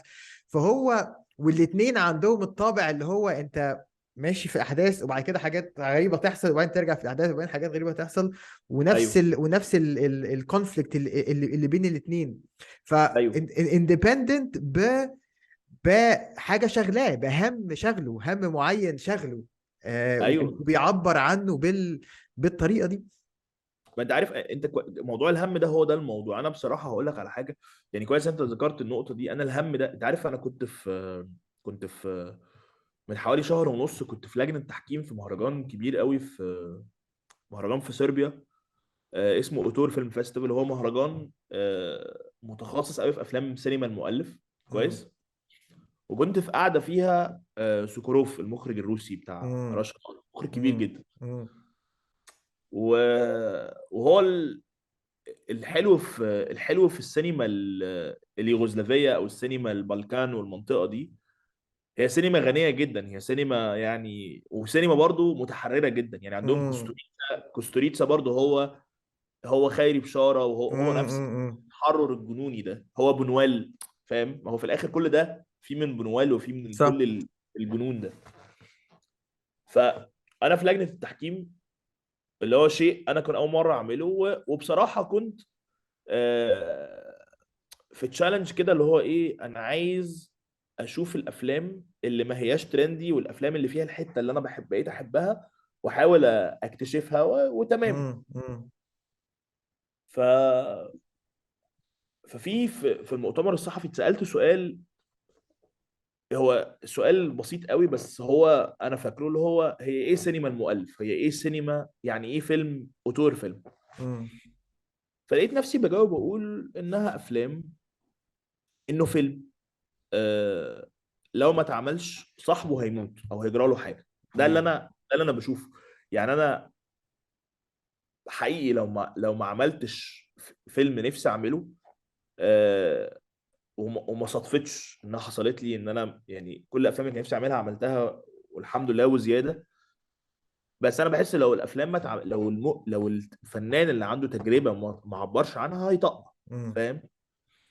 فده معناه فيلم الأوتور، ان هو مش بالضروره يكون فيلم تقنيا عظيم، مش بالضروره يكون فيلم محقق اقصى نجاحات في سواء نقديا او جوائز او جماهيريا او كده. بس الاكيد انه فيلم شبه نفسه، شبه مم. ان هو في شيء ما. مم. زي كل الافلام دي اللي احنا حكيناها، هي صح. طلعت وسط مئات الافلام، بس هي عايشه عشان هي شبه نفسها، عشان هي افلام صادقه. صح. فالفيلم اوتور هو كده. وعلى فكره الاوتور فيلم ده هو فيلم سمع هص، اللي هو شريف عرفة كتبه، يعني شريف عرفة اشتغل عليه مع ماهر عواد، وهو اللي انتجه تجربته هو. مم. ده اوتور صح. فيلم. شو او كابوريا، مع انه مش هم اللي مؤلفين الافلام بالمناسبه، مم. بس هو في علاقه بالفيلم. اسكندرية ليه، في اسكندريه ليه؟ جنة الشياطين، في جنة حاجات الشياطين. فيها. اه جنينة وهستيريا. الأسماك، هستيريا، جنينه صح. الاسماك. عايز اقول لك على حاجه، ورشه جريئه مثلا، رشه جريئه مم. ده مليان، ده فيلم مليان قوي مليان. وده بالتالي تجلي حب سعيد حامد للسينما، وتجلي تجربته. لان سعيد حامد دايما كان تحس، او انا ازعم يعني، ان هو الراجل ده كان بالتالي هو حاسس الناس مش فاهماه ان واي، مم. فبيحاول لا انا بس، هو لا، صح. هو باين قوي موهبته طاغيه يعني. صح. فمثلا تبص على، فانا لقيت نفسي بقول كده جوايا، وانا اصلا جوا صراع داخلي كده بتاع انا حياتي هتكمل ازاي. يعني انا مم. صراحة بعد ما عملت فيلمي الأولاني كنت بقول لنفسي أنا ممكن أريتاير، ممكن أبطل خلاص. يعني أنا عملت، أنا خلصت كل اللي نفسي فيه وخلصت مم. بصوت تمام. وحقيقي أنا راضي جدا، وبشتغل بقى، بخرج إعلانات وبحبها ومبسوط، مم. والحياة ماشية. مم. بعدين مع الوقت بيمر، مش الموضوع مش انك تعمل فيلم، الموضوع ان انت بتحس حاجه وبتعبر عنها، وضميرك ده اللي بيعيشك، ان انت بتقول لا انا ضميري استريح، انا عبرت عن اللي جوايا، وانا دي قناعاتي، وده اللي انا، هي دي السينما الفنيه. صح. السينما الفنيه اللي هي بتوديك بقى لسؤال شائك جدا. انا مثلا ميجن، يعني انا بقى بحب، انا عايز بقى اتكلم في الموضوع ده جدا، وعايز افتحه نقاش كده. هو مم. ليه الناس بتكره السينما الفنيه؟ مم. ليه في كراهيه شديده مم. متمروزه قوي للسينما الارت هاوس، مم. او يقول لك دي افلام المهرجانات الممله الكئيبه البطيئه اللي مش مفهومه مم. من قديم الازل، وتحديدا في متجليه قوي في مجتمعنا يعني. ليه الحكايه، ليه في محطوطه السينما دي في منافسه مع السينما التجاريه، ليه مكروهه امم جدا؟ صح. ليه دي حاجه، انا سؤال شاغلني، بحاول افهم ليه، بحاول افهم. هي فكرة التعليم كمان، ده زي ما انت قلت، فكرة ان انا مش قادر افهمها او مختلف عليها شوية، يبقى اركنها على جنب يا ابني في افلام مهرجانات او افلام ايوه. عبثية او افلام فانتازيا. ما برضو شوف، احنا اتكلمنا عن افلام كتيرة قوي، ناس كتير قوي اه. ممكن تجيب كل الافلام اللي انت قلتها دي. لما اتكلمنا على الحقبة بتاعت هيستيريا وسام هوس، دي افلام فانتازيا، اللي ايوه. هو اللي هو اي حطها يا ابني في الدرج بتاع الفانتازيا، عارف؟ ايوه. فنفس الكلام في افلام المهرجانات برضو فعلا. الكاتيجورايزنج اللي بيتعمل ده، التصنيف الزياده عن اللزوم ده. على فكره في المزيكا نفس الكلام، المزيكا نفس برضو نفس الحكايه. الفكره. اه، نفس ده الحكايه. بروج روك ولا جاز ولا اسيد جاز ولا تراب ولا راب ولا اللي هو يا جماعه اسمعوا مزيكا خلاص. لا، ما هي الفكره بقى اللي انا بحاول اقولها ايه، ان انا لما ارجع ابص على التجارب دي كلها، يعني انسى بقى هو يعني خلينا نقول هو ايه المهرجان ومش مهرجان. هو الفكره كلها ان انا ببص السينما اللي هو يعني احنا دلوقتي وقت الجد عمال تفتكر افلام، الافلام اللي انت افتكرتها ثلاث ارباعها هي افلام فنيا عاليه جدا، وافلام على فكره كانت في مهرجانات، فاهم يعني؟ احنا بنتكلم امم على الافلام دي على فكره، ما هو افلام لو هتقول لي مثلا على سبيل المثال، يعني مثلا مش هكلمك على افلام يوسف شاهين اللي هي او الموميا، مش هكلمك على ده، يعني دي امم افلام واضحه قوي، وتحديدا الموميا ماستر بيس، فيلم يعني قام يعني زي ما الكتاب قال، وفيلم عايش لغايه دلوقتي، والفيلم امم لغايه دلوقتي محدش قادر ينكر اهميته او صح. ينكر جماله. بس السؤال اللي انا شاغلني استكمالا لنقطه ما تتفرج على افلام. طيب انا كشخص اهو موجود، عملت بعمل يعني بعمل افلامي اللي هي خاصه جدا، واللي انا بعملها بقناعه شديده وبحب شديد وكده. انا متكون من افلام تجاريه اصلا، يعني فاهم اللفه؟ صح يعني صح. انا يعني انا متكون من افلام تجاريه، متكون من اغاني عاديه جدا، متكون امم من مسرحيات محمد نجم امم بحبها، اللي هي ناس بتعتبرها شيء بايخ ولا شيء. انا بحبها، يعني انا بحب محمد امم نجم. محمد نجم ده هو بالنسبه لي طلع محمد سعد في حته كده، وسيد امم زيان مش عارف ايه. امم وفي نفس الوقت انا بتفرج على، وبعدين انا ببص على افلام بيعملوها، ببص على، يعني انا ما اقدرش انكر مثلا، وده الغريب ان انا ببص يعني انا بعرف، انا بحب السينما وبعرف اتفرج على الافلام بحب. يعني انا بتفرج على فيلم مثلا، امم يعني انا مثلا في فيلم بحبه قوي قوي جديد، من الافلام الجديده الكوميديه الاخيره، اللي هو اسمه حمله فريزر، ده بتاع، جميل. اه، فيلم حلو شيكو جدا. اه، واخراج سامح عبد العزيز، لا ومخرج امم فيلم حلو قوي، فاهم؟ امم ما اقدرش انكر اني بحب الفيلم ده، وبحب سامح عبد العزيز برضو الفرح وكباريه، يعني فاهم؟ امم بس دي افلام دراميه، بس بتكلم على الافلام اللي هي هزار. ما صح. اقدرش انكر ابهاء، يعني ان انا اي حاجه بيعملها معتز التوني ما بموتني، بتهلكني ضحك، ما تقدر يعني، امم فاهم؟ اخرهم مسلسل اللعبه، ما الحاجات دي حلوه، ما الحاجات دي صح لذيذه، صح فاهم؟ صح. على فكره وفي نفس الوقت مثلا تجربه مروان حامد اللي هو من اكتر المخرجين انا بحبهم، وعلى المستوى الشخصي كمان بحبه جدا. امم بس بص بقى على يعقوبيان اللي هو فيلم، يعني رايي اللي هو فيلم التاني، في الاولاني هو ليلي فيلم جديد برضه، بس صح. يعقوبيان انا تحديدا، وقت. يعقوبيان ده انا بقعد انبهر ب ده يعقوبيان ده فيه شويه شغل سينما، يعني مثلا كمال الفولي وحاج عزام اللي هي اه، ايه ده، ايه ده، مش معقول، ودي مش من معقول. اصعب، ودي من اصعب الناس مجان السمبlicity، البساطه. ايوه. انت البساطه. اتنين بيتكلموا بعض، الاثنين بس بيكلموا مين بعض. مين عنده القوه امتى وبيظهرها ازاي بالظبط. وحاجات. بالظبط. لا وعادل امام في الفيلم، و و و وبحب جدا في الفيلم احمد بدير واحمد راتب، الاخوات اللي هم اه، ومال دلوقتي. حلو، فيلم حلو جدا. بعدين بقى الفيلم الهايل ابراهيم الابيض، فاهم قصدي؟ قصه فدي لوحده. افلام. ابراهيم الابيض ده معجزه، انا بقعد ابص عليه الفيلم، مم. وعلى فكره ابراهيم الابيض ده لو بصيت عليه تاني والله العظيم الفيلم ده اكستريملي ارت هاوس، بس ما حدش مم. يعني بشوفه كده، يعني وان شوتس طويله وايقاع معين وفي صح. اشياء تامليه وشخصيه زرزور والنظرات مم. الصامته. ما هوش فيلم معمول كده وخلاص، ولا فيلم مم. بالعكس، ده حتى مم. وقتها لما نزل الجمهور كان متلخبط، فاهم قصدي؟ صح. يعني ما اقدرش انكر مثلا حبي الشديد الجزيره واحد، فيلم صعب جدا، مم. مم. صح. كتابة واخراجا وكواليتي تمثيل. بص عليه مم. دلوقتي انت مش هتلاقي فيلم عارف زي. انت عارف دلوقتي وانت بتتكلم زي ما يكون الافلام الارت هاوس ما بين قوسين يعني ونجحت تجاريا، زي ما تكون مسكت في حاجه كان في عامل الجمهور فهمه على طول. يعني ايوه الجزيرة الجمهور فهمه على طول لأنه مرتبط بفكرة الصعيد والبطل الصعيدي وكذا كذا كذا. نفس الكلام إبراهيم الأبيض، البطل الشعبي اللي لا، بيحب واحدة. فهو في وصلة ما الجمهور حاسس إن أنا عارفها. طيب أنا ممكن أستريح بقى إيه واستقبل الفيلم مهما كان. لا، وفي حاجة تانية برضو، مثلا في حاجة في الفيلمين دول اللي هو العامل المهم قوي، اللي هو احمد السقا. يعني احمد السقا كان في بيك. وطبعا صح. هو هوجو، يعني هو احمد السقا برضو.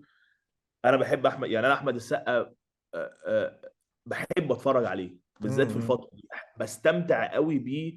انا بحبه كمان جدا هو راجل طيب، هو طيب، شخص جميل يعني. بس انا امم بحب كمان يعني مثلا الجزيره واحد من احلى الادوار اللي عملها احمد السقا. بس هو في شيء اللي هو الستار فاليو، اللي هو طبعا زي اللي هو كريم عبد العزيز، اللي انت عايز تتفرج عليه، هو صح لذيذ هو. صح. يعني مثلا حرامية في كي جي 2، لو هنرجع بقى لساندرا برضو، امم من اكتر الناس امم الموهوبه في كل الانواع. حرامية امم في كي جي 2 فيلم رهيب، مش معقول حلاوته. انا صح. كمان بحب كمان. كان في فيلم اتعمل في الفتره دي اسمه ليه خلتني احبك، كان قبله او بعده. طبعا عارفه راح ساندرا، وفيلم احمد حلمي، وكان فيه هو وكريم عبد العزيز. امم الفكره كلها ان انت، اللي انا بحاول اوصل له لما برجع ابص، انا كنت بشوف، يعني خلي بالك، انا كنت بشوف الافلام دي وانا في بدايه دراستي للسينما او في اواخر سنين المدرسه، ما كنتش عمر المخرج، فاهم؟ امم كنت شخص ما، كنت شاب او مراهق او امم كده. امم وكان حتى في سوشيال ميديا وقتها، وكانت السينما هي الخروجه الحقيقيه، يعني كنا صح. فاهم قصدي؟ خروجه فكنت وعشرة، هو ده الويك اند بتاعك. ايوه بالظبط. لا، وكمان سينما وعشرة وبروح مع اصحابي اللي هم مش سينمائيين وما هماش امم مهتمين خالص بالسينما، بس بروح وانبهر بده. وده ما خرجش مني، ما هو. وبعدين بقى لما سبت نفسي وعبرت، عملت افلام. هي افلام مش شبه الافلام دي، بس كمان لما هتصنفها تقول ايه ده، دي الافلام اللي بتتكره، او الافلام اللي زي افلام يوسف شاهين، زي اللي هو التريقه المنتشره دايما على امم الفيلم المهرجانات الكريه. صح. بس الحقيقه ترجع تبص، هتلاقي مثلا دلوقتي في الوقت ده هتلاقي ناس عندهم 20 سنة و17 سنة بيحبوا فيلم جنينة الأسماك، امم فاهم؟ صح. موجودين في الدنيا. هتلاقي ناس بتحب يوسف شاهين، هتلاقي ناس لسه بتحب فيلم الموميا، والأفلام ما ماتتش، فاهم قصدي؟ ده والله ما بالعكس يا عمر، ده في زي ما يسموه ريسيرجنس، في صدقني في إعادة اكتشاف للكنوز دي دلوقتي. يعني أنا يعني في حاجات كتير ممكن الواحد يبقى قلقان منها، من الحركة السينمائية في الوقت اللي احنا عايشين فيه منها. ودي مم. حاجة اتكلمت عنها كتير، واحنا اتكلمنا عنها قبل كده كتير. فكرة اللي هو لازم نبقى واعيين شوية ان في وسط كل الانتاج الغزير ده لازم يكون فيه مخرجين ومؤلفين وممثلين صادقين وبيقدموا حاجة فعلا. الأوتور دي اللي هي عايزين حاجة يقولوها بصدق، مش بس بيفكروا بالفيلم على إنه منتج أو إنه محتوى. كلمة محتوى دي بقيت اه، أكرهها. ايوه. التعليم ده اللي هو الفيلم بقى محتوى. نفسي يعني مش عيب يبقى فيه ده، ومهم يبقى فيه ده وكل حاجة. هو ده العالم دلوقتي. بس في نفس الوقت إن يكون فيه أصوات ويكون فيه منتجين عايزين يدوا فرصة للأصوات اللي هي موجودة. بس الحاجة التانية اللي كنت عايز اقولها، اللي انا نسيت لان انا سرحت في الموضوع بتاع الكونتنت ده لان اه. الموضوع مهم بالنسبة لي. نسيت كنت هقول ايه في الاول. موضوع ان في اجيال جديدة دلوقتي مم. بتعيد اكتشاف السينما المصرية بشكل مهم. ولا وفي ناس صغيرين فعلا بقوا يقدروا السينما المصرية زمان ودلوقتي زي ما كانوا بيقدروا الافلام الهوليوود الامريكية يعني. انت عارف، هقول لك على حاجه مهمه قوي بصراحه. اللي انا وصلت له يعني، وده الشيء اللي هو الحياه يعني. لما تبص، يعني هقول لك على حاجه مثلا ظريفه جدا. أم، احمد مراد الكاتب، كويس. مم. اللي هو احمد مراد ومروان حامد عملوا. انا بحب لهم قوي فيلم تراب الماس، مم. من اكتر آسر افلام بحبها. ياسين انا يمكن من احسن اداءات آسر ياسين كمان في الفيلم ده. وعزت العلايلي في الفيلم، مم. وعلاقه الاب والابن، احمد والشيء كمان. ده. والشيء اللي هو بالنسبه لي الفيلم اثر فيا بشكل شخصي عشان علاقه الحته دي، مم. اللي هو في خوف ابن على ابوه، في حاجه في الفيلم كبيره مم. مم. غير الثريلر وغير المود وغير الحته ال ال ال العنيفه اللي في الفيلم اللي انا حاببها برضه. وبرضه فيلم الاصليين لما شفته تاني حبيته اكتر، يعني شفته تاني، مم. شفته مؤخرا كده، فتحته من كام شهر على بلاتفورم. مم. لا فيلم لذيذ، واحنا مم. الاصليين يا سمير يعني فيلم حلو فاهم صح. يعني. ف... بس مثلا على سبيل المثال انا اكتشفت حاجه، وده بقى الشيء اللي انا اصلا آه نفسي الناس تعرفه، ان مثلا هقول لك حكايتين اغرب يعني انا من اكتر الحاجات اللي انا بعتز بيهم في حياتي بصراحه، انه مثلا انا عملت فيلم الفيلم بتاع ريش ده، آه وهو فيه كل الحاجات، الكي ووردز اللي الناس اللي ما بتحبش الافلام دي هتقوم ايه ضربه فيها، اهو اه، واحد تك تك تك تك يلا اه تتصنف كده يعني. اه. ابعد فاهم. مم. فبعدين يحصل حاجات، الاقي مثلا لما احمد مراد شاف الفيلم، ما كناش نعرف بعض كويس، مم. آه، شاف الفيلم ازاي فاهم، اللي هو مم. ده مم. الكاتب اللي بيعمل مم. اكبر افلام بتعمل ايرادات دلوقتي، مم.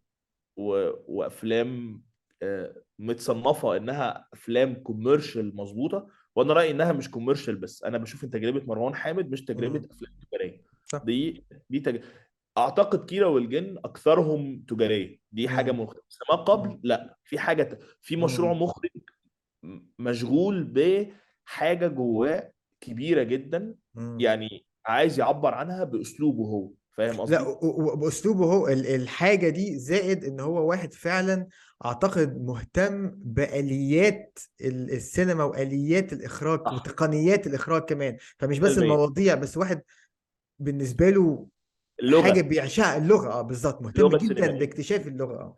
والفيلم الاخير اللي هو كيرة والجن هو مهتم جدا بالصناعه بقى نفسها، يعني كيرة مم. والجن اللي يفرقوا شويه في رايي عن الافلام التانيه، هو فيلم شديد الصعوبه ومرهق تنفيذيا، بس بتكلم على ما قبل فاهم، صح. صح. اللي هو بالنسبه لي وصلنا لده. مم.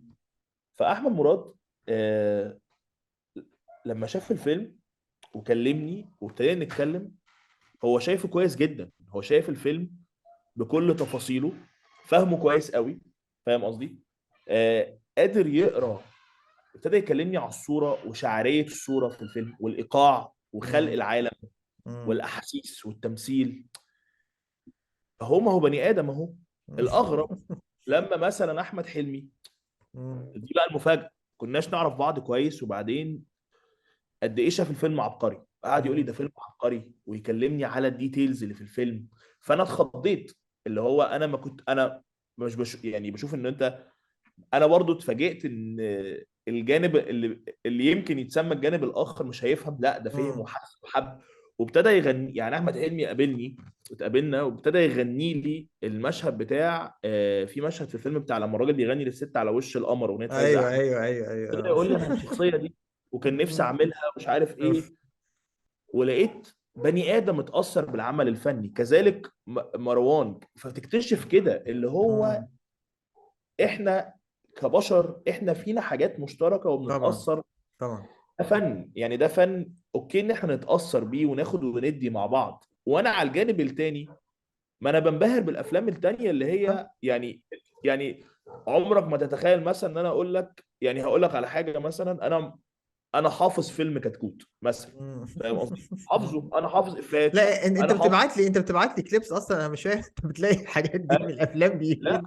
فواضح يعني انها تكوين شخصيه حاجات اللي شخصيه بتحبها.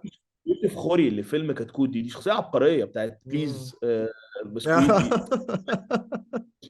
صح. ما هو ده نفس، وانا بقى انا بقى المخرج، انا دلوقتي مثلا انا بشتغل على فيلم جديد اللي هو فيلم غريب ومش بس، هو فيلم غرائبي جدا بيحصل في التلج وفي عالم مم. آه، عالم خيالي مش عارف ايه، وشديد العنف والقسوة. صح. آه، ما هو انا نفس الشخص ده بيحب ده، فهو مم. حاجة معناها اللي انا بقى وصلت له بعد وقت، وده بقى ترجمته لما كنت بتكلم مع يوسف نصر الله زمان ويحكي لي ولا ايه، بيقول لي على افلام بسيطه قوي، ده مم. فيلم جميل قوي وانا مش فاهم هو بيقول كده ليه. مم. تكتشف ان انت كبني ادم اتعامل مع الافلام كلها بشكل انساني. انت صح تتفرج على فيلم، بس وانت بتتفرج على الفيلم مش لازم يبقى فيه احكام مسبقه او اشياء يعني بالظبط. انت مش لازم تفهم، ما انت ممكن تحس او صح ممكن صح تفهم اللي انت عايزه، ممكن يبقى احلى. عارف، صح صح.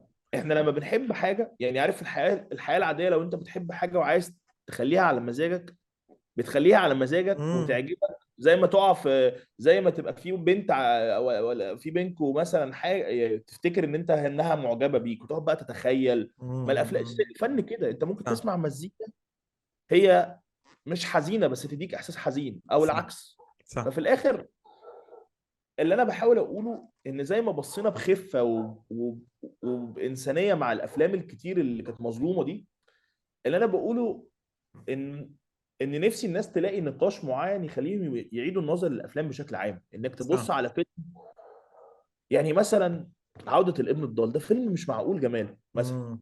مم. لما هشام سليم مات كانت الناس بتقول بتحط كليبس من اغاني صح الفيلم صح. كان صغير وده ما وشطات كانش. رهيبة، في شطات رهيبة ومشهد الافتتاح بتاع البلياتشو وهو بيعيط وهو بيحط المكياج ايوه، بتاعه، حاجات سينمائية، كان لحظات بيتقال سينمائية. كان مم. بيتقال عليه مش مفهوم، فاهم صح قصدي؟ صح. اعتقد انت كده فعلا عمر، انت عملنا سامري ممتاز للنقطة دي. واعتقد كمان هي نقطة مهمة قوي ان احنا نقفل بيها، لان الناس اللي سامعيننا دلوقتي هم الجمهور السينمائي اللي الواحد مم. بيحترمهم جدا جدا. واعتقد هتفقوا معانا قوي في النقطة دي، واتمنى ان كل جماهير السينما يبقى عندها وجهة النظر دي، اللي هو انت اتفرج على الفيلم من غير احكام مسبقة، من غير حتى ما ايوه تقرا، من غير ما تخش. دلوقتي مشكلة من كتر الافلام، الواحد لما يشوف فيلم على نتفليكس يقوم رايح على اي ام دي بي الاول، يشوف الريتنج، ده 6 من بالظبط. 10، لا ما اتفرجش، خش على اللي بعده. دي انا ساعات بقع في الفخ ده، ايوه لان انا عندي ولاد وعندي شغل وعندي سينماتولوجي وعندي مش عارف، انا عندي ساعتين في الاسبوع ممكن اتفرج فيهم ايوه على حاجه، فمش عايز ايوه اضيعهم على فيلم ما يبقاش قوي. فده تحدي. لكن فعلا واحده من، يعني اعتقد الحاجات الاساسيه اللي قلناها في الدردشه دي، فكره الخط بتاع السينما المصرية، اللي من أول المخرجين والمؤلفين والممثلين والفنانين بتوعنا لحد النهاردة. وفكرة فعلا إن الواحد ما يتفرجش على فيلم أو في أي عمل فني أصلا من غير أي أحكام، أنت خش كده وخليه إيه، واش أوفر يو زي ما بيقولوا كده، وتطلع بيه باللي تطلع بيه. ايوه. فأتمنى ده. وده مش معناه ان الفيلم، يعني ده ما بيشيلش من حته ان انا رايي انه ما بيشيلش حته فيلم عاجبك او لا، ما انت ممكن فيلم ما صح يعجبكش. صح صح. بس ان عمل فني ما يعجبكش او عمل فني يعجبك، مش الموضوع انا بلاقي انه مش تطرف. يعني هو في الاخر عادي. انا مثلا دلوقتي، يعني انا كلامي مثلا عن السينما من 3 سنين ما كانش كده، فاهم مم. قصدي؟ مم. كان مختلف عن كده. صح وكمان 3 سنين هيختلف ويتغير. هي الحياة كده، الحياة فيها شيء. بس اللي انا متأكد منه ان انا مش عايش لوحدي على الارض، فاهم قصدي؟ صح. ولا حد عايش لوحده على الارض. انت نفس الفكرة. يعني انت دلوقتي، انا دلوقتي والله من احلى الحاجات اللي انا سعيد بيها في حياتي هو ان انا اكتشفت كل اللي انا حكيت عنه النهارده. ان انا مم. اكتشفت انه في انواع كتير من الافلام وكلها حلوه. صح. حين ان انا كنت زمان اسير ان انا عايز مم. اعمل فيلم زي فيلم برتولوتشي مم. كونفورميستا مثلا، مم. ومش شايف غيره. صح دلوقتي انا بقيت شايف رؤيه لا نهائيه لاي حاجه ممكن تبقى حلوه طالما طالعه من القلب خلاص. وهو ده صح. ان احنا لازم نحب، يعني عارف باختصار حب اللي بتعمله وحب اللي بتتفرج عليه. اللي هو لا هو اه ده اتس اوكي ان انت تقبل حاجات الناس مش قابلاها، او انك تقبل افلام الناس شايفاها مش حلوه، او العكس، او والعكس الناس والعكس انك تحب بالعكس. بس صح. هي مش خناقه وكلهم حلوين يعني. واقول لك على حاجه، انا نفسي نحط، يعني انت لما تبوست ده حط لسته الافلام اللي احنا قلناها دي كلها ونتفرج عليه، يعني الناس هيحصل تتفرج هيحصل. عليها. مم. يعني مثلا هقول لك على حاجه، انا لو في حاجه مثلا تجلي ده كله، في مشهد في رشه جريئه بتاع لما بيروحوا بيت سامي العدل وشعبان عبد الرحيم يغني اه اغنيه عبد الوهاب تحبه انت شاهين بتاعت. عبد الرحيم، ايوه. بحبه جدا، ده عبقري. لا ده اسمه ايه ده اسمه ايه، اسمه ايه المرغوب في مواطن مخبر حرامي، كان اسمه ايه الشخصيه؟ مش فاكر، بس كان رهيب في الفيلم مرغوشي، ده برضه. كان اسمه ايه، نسيت. مم. بس الفكره انه الفيلم ده بتاع رش، المشهد بتاع الاغنيه بتاعت عبد الوهاب مم. اللي فيها في لحظه، هي دي بقى، هي دي حلاوه السينما. مشهد بيبدا جد وحزين، في بطل بيحاول ينجح، بعدين لما اغنيه شعبان عبد الرحيم بتبدا، هو بيعمل هي كفر خش لاغنيه عبد انشغل. الوهاب، مم. بيعملوها باوركسترا، بعدين بتقلب شعبان عبد الرحيم، فيقوم في عز العياط اشرف عبد الباقي بطل عياط ويقعد يرقص. فاهم. هي دي السينما، هي دي، انا بالظبط. بالنسبه لي دي الحياه، فاهم. هي تجلي. فاهم. فما اعرفش يعني، هو كل اللي نفسي يحصل ان احنا نبدا نتكلم مع بعض كبشر مم. يعني. تعال مم. نبص بقى ده ونعيد ده وخلاص يعني، بس. فاهم. ممتاز يا عمر، ممتاز. وفعلا يعني هحط لستة والبوست بتاعت كل الافلام اللي ذكرناها دي، وهو ده اللي احنا بنعمله. احنا بنتكلم مع بعض على أيوة. الموضوع ده كله، والناس اللي بتسمعنا على سينماتولوجي برضو بيتكلموا مع بعض ويقولوا لنا رايكم في كل اللي اتقال ده. وعايزين نكتر من الدردشات دي، الصالونات الثقافيه اللي احنا بنعملها دي، السينمائيه دي، نكتر منها، لان فعلا هو ده يعني الواحد جواه هموم وجواه افكار، بيبقى عايز حد ايه فاهمه كده يقعد يفضفض له في المواضيع دي، والناس اللي بتسمعنا في نفس الويف لينث. فسعيد جدا ان جت فرصه ان احنا ندردش في المواضيع المفتوحه دي. بس لقينا زي ما قلنا في الاخر، لقينا الجوهر ايه، هو ظهر الجوهر في النص، عارف. أيوة. طبعا. فاشكرك عمر بجد، نورتني يا صديقي العزيز. واتمنى يعني ايه نكمل الدردشات دي. واي اكيد. وقت واي وقت ايه عايز تطلع تفضفض كده شويه، عرفني على طول، انا موجود. لا، هو كل ما بتشحن من افلام فببقى عايز اتكلم عنها يعني، دي هو فتره ده هو ده اه. هو ده بس هو ده اللي احنا عايزينه. انا كمان. شكرا يا صديقي، اشكرك ونورتني. يا رب الناس تكون استمتعت بدردشتنا، ونتقابل قريبا ان شاء الله. الله ماشي. مع يلا، السلامه. باي سلام. باي. سلام.